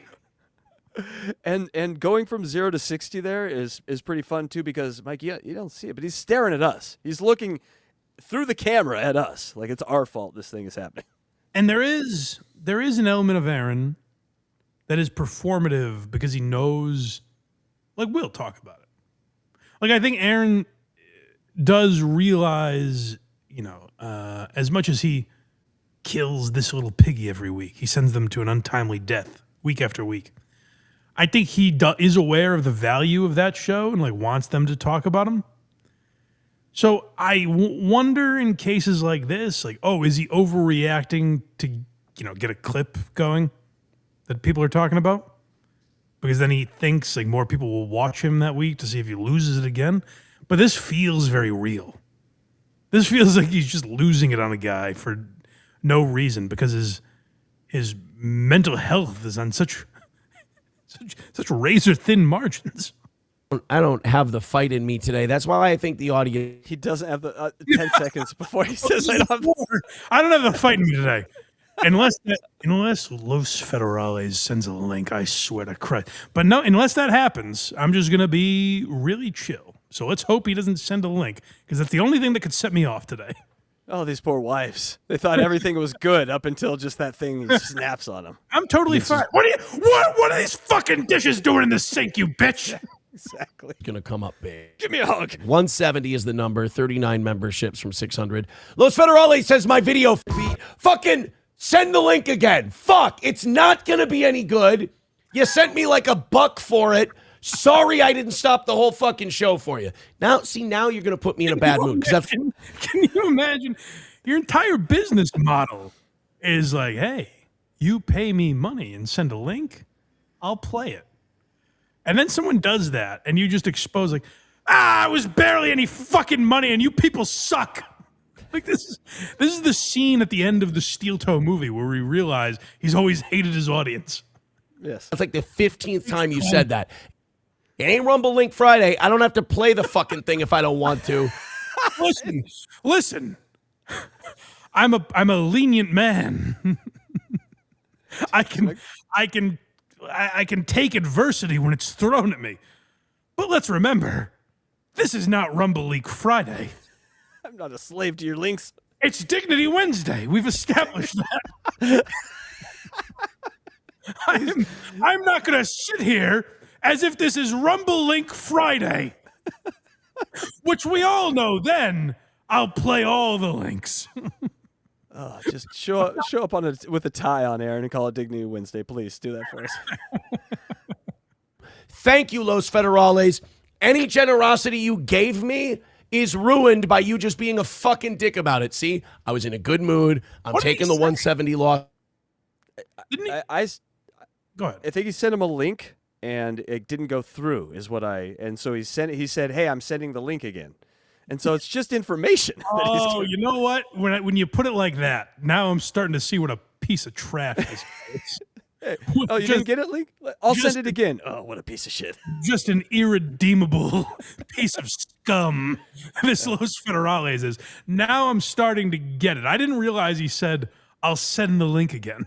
Because even in Aaron's reading of it, it's like, hey, you skipped my link, or whatever the fuck he says. And that sets Aaron off. And again, there's no tone in these texts. It could just be, oh, you missed my link. Or at worst, it could be, you missed my link. There could be a little stink on it. There could be a little attitude. Where it's like, you missed my link. But even that does not warrant this. This is for a paying customer.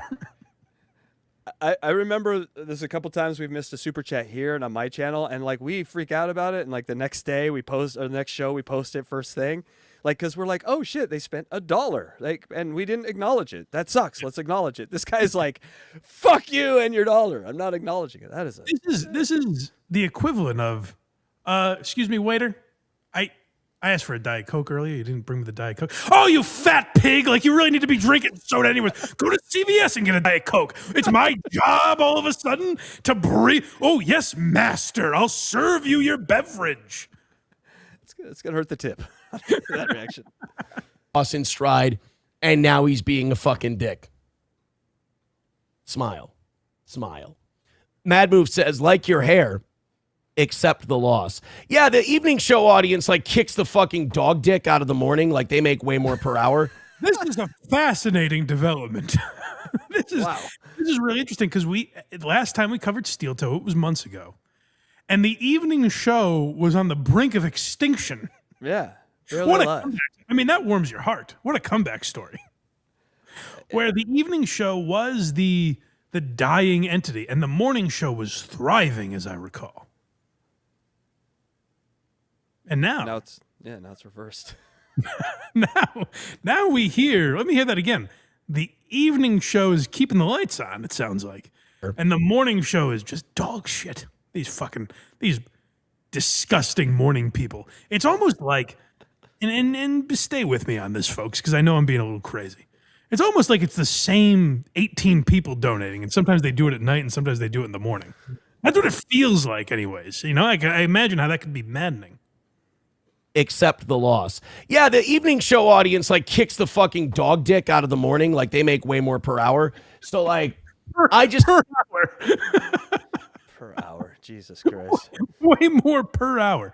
Now as I recall, the morning show is 4.5 or 5 hours, and the evening show is 2 or 2.5 hours. And the goal is different. It's a goal of like 350 and 300 or something like that, or 250 and 300. Of course, the morning show, it's half the time and basically as much money. Yeah, he's doing some creative math here. It's like he's got to meet his team over at Steel Toe, you know, his chairman, the board, and he's cooking numbers up here. He's like, well, we're doing good over here. As you'll see, we've got a chart here representing dollars per minute. And the morning show. Who's he telling it to? He is the CEO. Why are you telling him? Just assume the morning show crowd is just we're going to take an L once a week. Like they just need a reset day, whatever. But I think we're going to. How do you not love this guy? The morning show needs just a day to take a deep breath and say, all right, gang, Monday and Tuesday, we kick the shit out of the goal. Wednesday, we're going to take a breather. Yeah, take a knee, everyone. We're taking... And then we're going to come back on Thursday, and we're going to pounce on that motherfucker. The thing is, we're going to need double the amount on Thursday to make up for what we lost on Wednesday, guys. Get to it. What I love about the evening show is they don't need to take a break like that. It's not the same for the evening show. They're full throttle all week. They're like, we can get this job done in 2 hours that you normally get in 4 hours, and we'll get out of here and get some sleep. That's Aaron, right. Aaron respects that. And they look at stats. The evening show, what I appreciate about, as an old school baseball fan, I'm into numbers and statistics and records. And I think I kind of share that bond with the evening show crowd, where they look at things like dollars per hour, and they want to break those goals. It's like, Barry Bonds' home run record. It's a meaningful stat to them. Man, if you were a rich person, you had nothing to do, like fucking with this guy by being like giving to the morning and the night, and pitting them against each other would be the funnest experiment ever. Yes, Aaron. Yeah, Los Federales. What amount of money could you give Aaron to cancel the other guys? That's the goal. Like, how do you get rid of the night show? He's a great puppet for a rich guy. Yeah. I'm going to knock it out today. Like, the evening show has a bank, so I'm in a good mood there. Let's go ahead and get into our other stuff today. Los Federales, either put the fucking link in the chat or leave me the fuck alone about the link. All right? Done. What could he have said? Here's the link again. What could he have said? Unless it's, the link is here, unlike your father who's a piece of trash and abandoned you. Like, what could he have possibly said in that moment to invoke such anger? Here's the link, unlike all your wives. It's here. Not like them. Gone. Here's the link. Unless he's like, even if he said, like, here's the link, dickhead. What's the big deal? Just play it. Get it over with. Or here's the other option, Aaron. Don't play it. Yeah, that's true. Just take the dollar and move on. There could be a guy in the chat right now sending me links all day. From 10 to whenever we get off, he could be sending links. I have no idea. I'm not going to play him. It's not my business. Put the fuck. Hey, you sit there in the chat, you go, yeah, play my link. We're doing a fucking show. It moves kind of quick sometimes. How about instead of, yeah, play my link, how about put the fucking link in there and then I can play the cocksucking thing? You think he did multiple times? He did. That's his hang up. That's his big issue. He sent the link and he didn't play it. Now, of course, you could say, Mike, I listen to a lot of big podcasts. I've never heard the host stop to play a link that a fan sent. Of course that's true. And I would agree with you. I would say that's awfully presumptuous of Los Federales to think he's going to be the program director of the show. Except that Aaron set a precedent of send me money with a link and I'll play it. So that's where he gets into weird territory where you're screaming at a fan for doing something you've requested. I asked for this. Yes, you did. You guys still have your fucking link open from whatever the fuck you wanted to interrupt the show with before? Aren't I always fucking nice about your AI slop shit you send us? Play my link. This is like, I just watched that Reno 911 sketch where they I forget. It's like 3 different characters. Each individually come in. They just won the lottery, and they tell everyone to fuck off. Oh, that's right. And then Tom Lennon's character goes, there was a misprint. They printed like 60,000 of those. Like, oh, geez, I'm sorry. That's what Aaron's doing here, where he's like, your AI bullshit fucking link. They're always dog shit. And I hate you, and I hate your gross family, Los Federales. And we're about to see, like, he plays the link, and he's like, oh, that was actually pretty good. Oh, no, really? That's what's really crazy about this. He ends up playing the link and being like, oh, thanks, that added to the show. I appreciate that. Jesus. But he's not, he doesn't have it. He doesn't have it today. He's not in the mood today. No, he's play my link. Put the fucking link in the chat, and then I can play it. Is he calling the N-word there? What's getting bleeped? They called him the F word, the F-A-G word. But also really working hard for that radio job, Aaron. They love when you...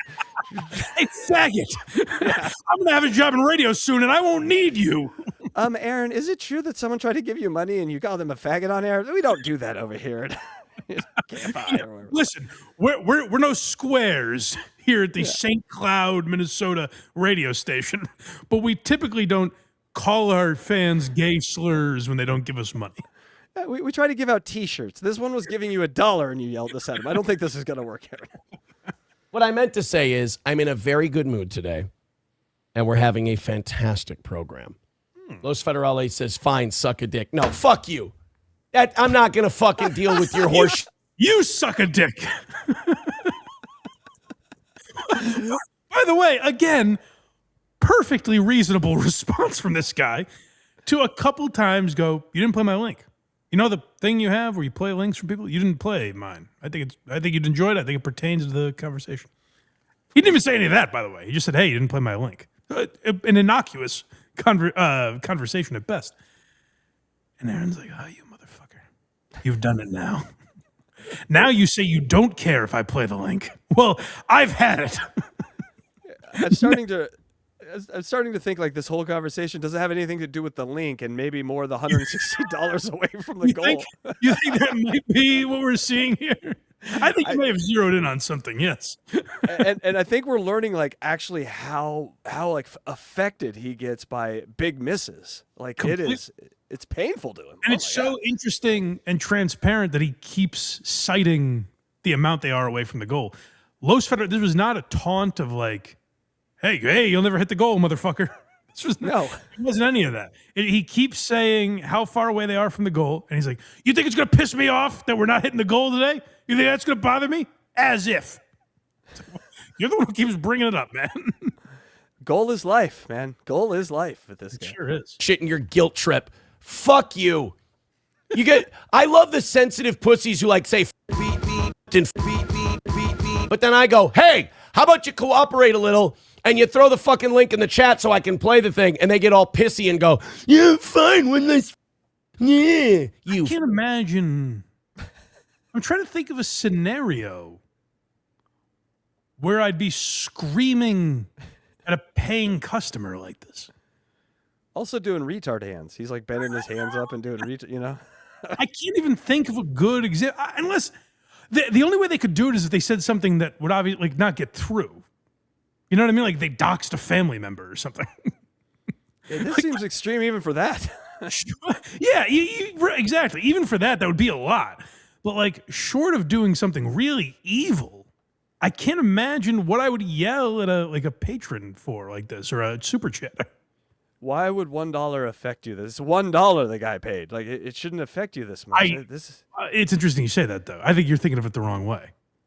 I think he's looking at that $1, like the decimal point should be moved over a couple spaces for this aggravation. This should be, to warrant this level of anger, it should be $100. And you're pissing me off for $1. Fucking cry, bitch. This is a fan of his. A family man. There we go. So I guess you're not putting the link in the chat? It's like if I talked to box-eating dad this way, which I would never dream of. No. The Colostomy Stephen cut. We would never do this to you. I remember there was a very... this is even sad to admit. It shows I'm not that different from Aaron in certain ways. But the great box-eating dad was doing something on Twitter where he's like, I'm boycotting Mike's show. I forget what the reason was. But he was saying he was like done with the show. And Box Eating Dad, if you guys don't know, is a loyal subscriber to this channel since day one. Patron, the whole works. We've messaged a lot. He's a good boy. And so I saw this on Twitter, and I reached out to him. And I said, hey, man, is there something in particular I did that's bothering you? And he goes, I was just fucking with you. Sorry. I was trying to do a bit. I think it was like April Fool's or something. He's like, I was trying to do a bit and I thought it was going to pay off. But he goes, I saw your nice message and I realized I didn't want to continue it. I said, oh, thank goodness. Aww. Now I say that because I should be embarrassed by that. Even just me like reacting to that is kind of embarrassing. Can you imagine if I went in his DMs and were like, hey, motherfucker. Hey, you ungrateful piece of shit. What do you think you're doing? Ruined my show. That's what Aaron is doing here. I mean, I'll wait. I don't have your fucking link. Like you keep saying, what about my link? What about Aaron? Stop the show and do everything I want to do. How about you show it to me? I don't like that Los Federal. Prove you have $1. Yes. Otherwise, we don't move forward. And then you said, obviously, the link gets to him. So he sent the link multiple times. Aaron just doesn't want to scroll back and find it, which is fine, and you're on the air. But don't shit on the guy. But how about this? Oh, I missed it, man. I'm sorry. I know you sent it a bunch. My fault, but I was doing other things. I missed it. And then he can send it again or not. It's on him. Federales was right, and this story totally works. Thank you for this, Los Federales. This was a fantastic segment for the show and in no way interrupted anything. And I'm sorry I didn't play it earlier. I guess I'm just a big beep. Yeah. Yeah, it seems that way. Huh? Taking an L here in the final clip of the day. Well, this is after all that, after he got the evil out, I think he's willing to take a loss in stride now that he embarrassed himself and maybe lost a fan. And by the way, I forget if it's this clip or not, but I'll play instead of ruining the clip. Let's hear it. Oh, no. Yeah, I got to take an L on that one, guys. Los Federales sent us a very good link, and I really appreciate it. And I guess I got a little worked up. Kyler with $5 says, please stop yelling, Dad. I'm scared. It's okay. Dad drinks and it does lots of pills. And that's my fault. You did nothing wrong, son. But your brother's a closet homosexual and he bothers the shit out of me sometimes. It was also feels oddly real. That's very specific. Very, very specific.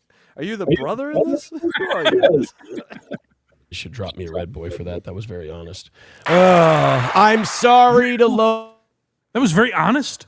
He wanted to be paid for his honesty there.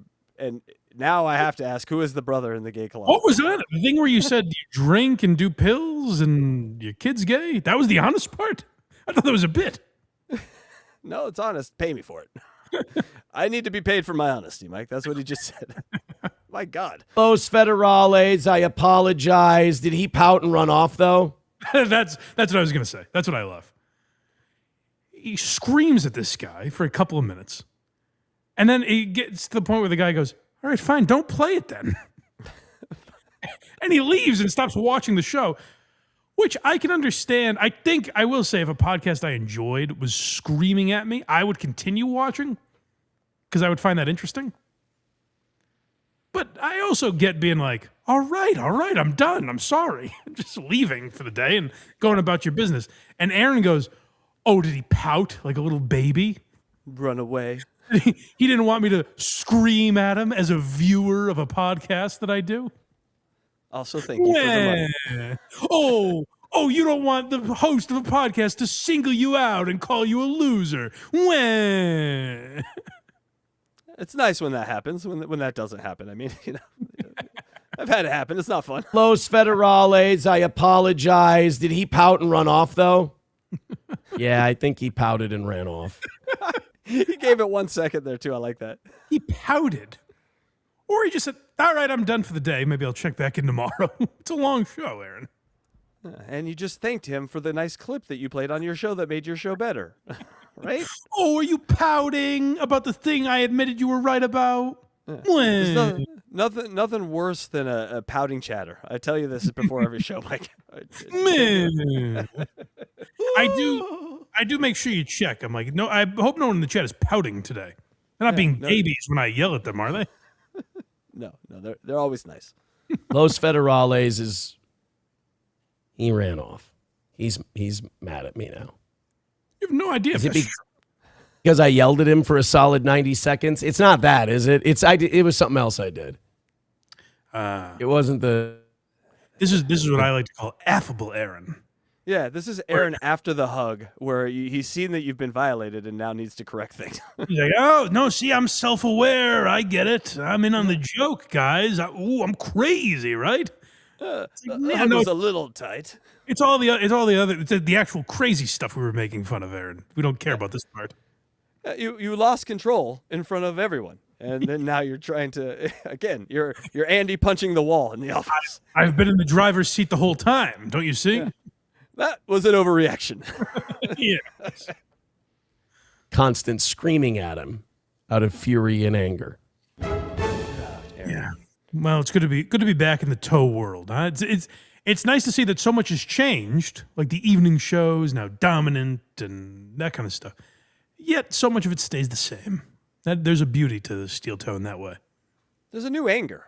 I'm sensing that we didn't see months ago. Like that's right at the surface. And I That like comes and goes. Though. That comes and goes. You know, tomorrow he could be completely positive. I really appreciate you guys giving the goal, man. It's great. Let's keep on that train, and then he could just freak out at someone else and lose it. we love you, Aaron. Keep doing Aaron things. We do have a little Yay, super chats. here. Oh, goodness.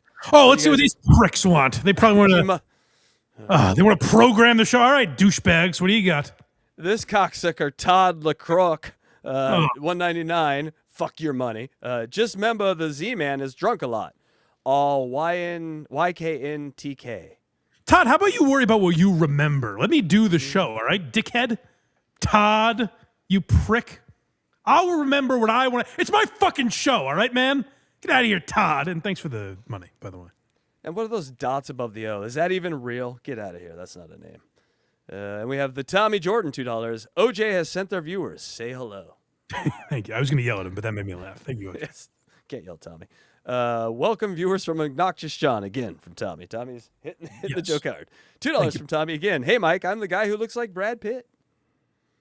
Oh, is that right? I don't know what Tommy Jordan looks like. He looks like a young Joey Catalano. That's how I think. Very handsome man. Yeah, like a very yeah. I would say so. Very Catalanos are handsome. Don Fried Chicken, $9.99. Sorry, I'm late. Had to pick up my daughter up from the massage parlor because Craig canceled last minute. Oh, no. Say something like her shift wasn't over, whatever that means. Craig has been practicing new room massage, from what I understand. So, if you want to know how it is, ask my fucking wife. That's right. Ask his fucking wife. I love Craig. As my fucking wife. Yes, that's right. But I did also on my office searches. I found two things, Mike. Craigers. I found Mike going. Craigers. And then also, of course, the great Blind Guy McSqueezy. That's you. I don't know you're that. You're my blind Mike. You don't know Blind Guy McSqueezy? Blind Guy McSqueezy. Oh, I misheard it. I'm sorry. Yes, Yeah. I do remember that. I think People send me that GIF once in a while. It's amazing. Mike, where can people find you? BlindMike.net is where all our links are. If you want to become a member, or you just became a member, if you were gifted a membership, like I said, check out that Carlos Mencia episode because it's a doozy.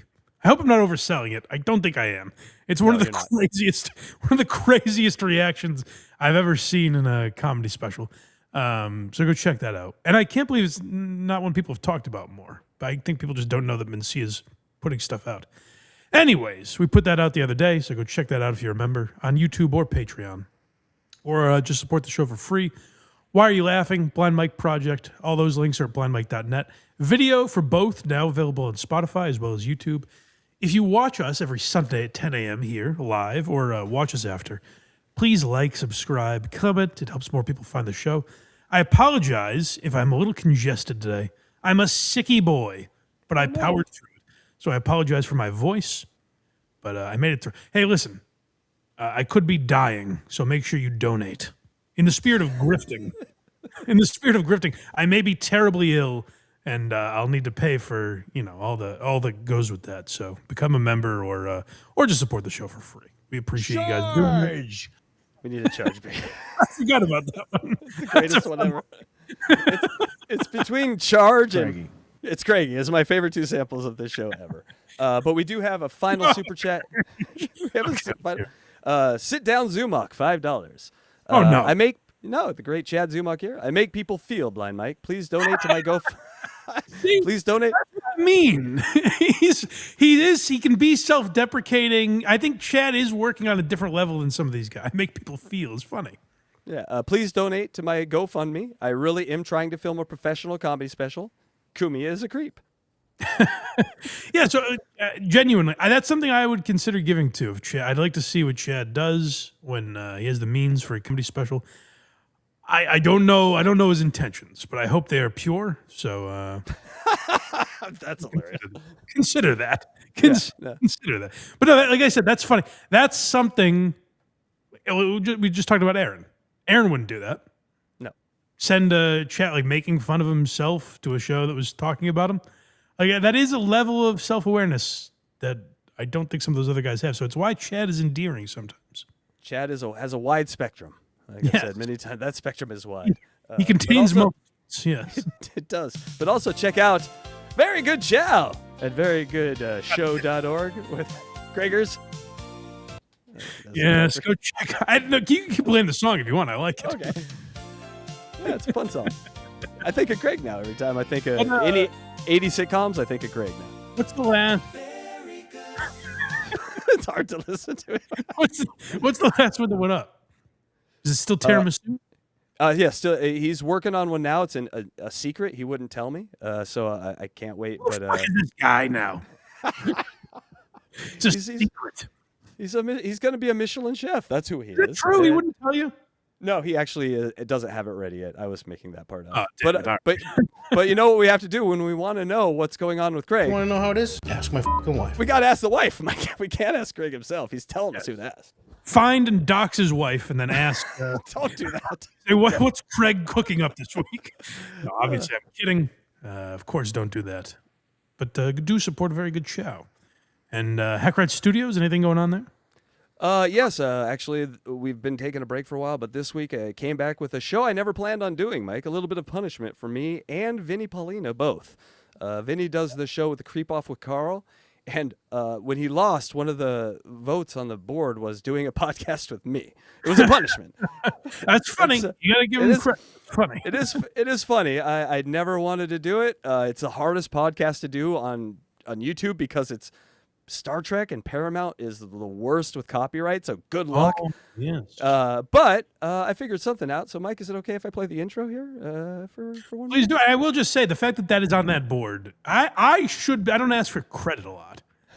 I'm doing something that they consider a punishment, like unimaginable. We're punishing a blind guy. It's like worse. I do it every other week, and then when he's not here, it's Craig. Can you imagine that? I do it voluntarily and I enjoy it. So that does speak to I don't toot my own horn, but I think that speaks to something in me. So yeah, he has to do 5 30-minute podcasts about Star Trek with me, and I had to make 5 podcasts up about Star Trek. It's ridiculous. Thanks, Carl. Here we go. Here's the intro.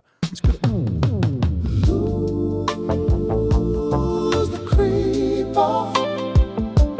Go to the breeze.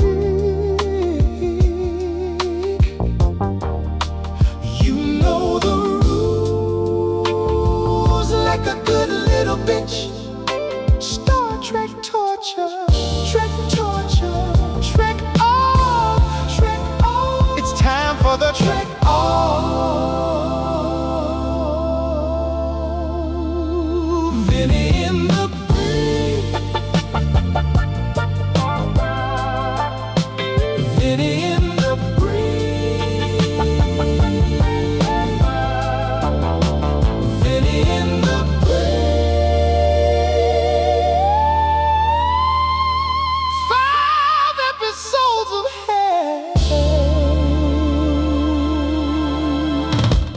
Yay! No.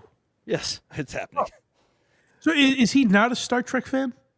I don't think so. I don't think he likes anything to. I'm on the board. That means none of them are a fan of anything I'm doing up there. So.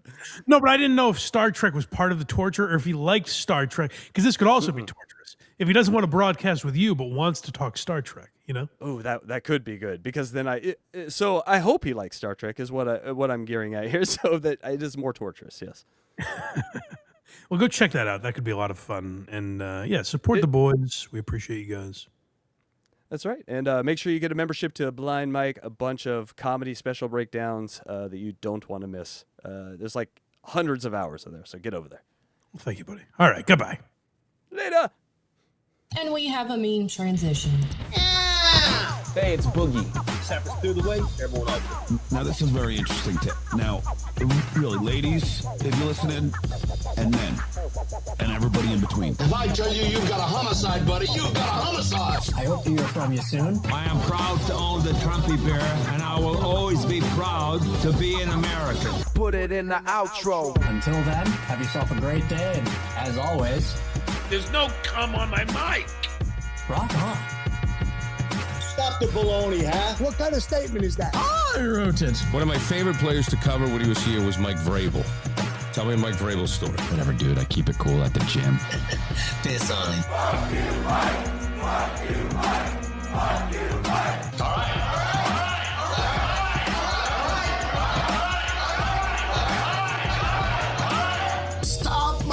belly hurts. My dad was in the military. Was that, sir?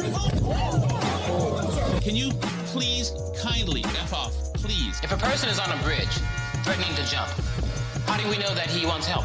Okay, I hope nothing's bad happened. Money, money, money, money, money, money, money, money, money, money, money, money, money. Fuck, please. Anyway, God bless America.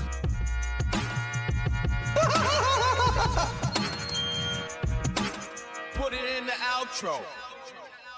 I am sometimes thirsting for orgies and trying to fuck a bunch of guys.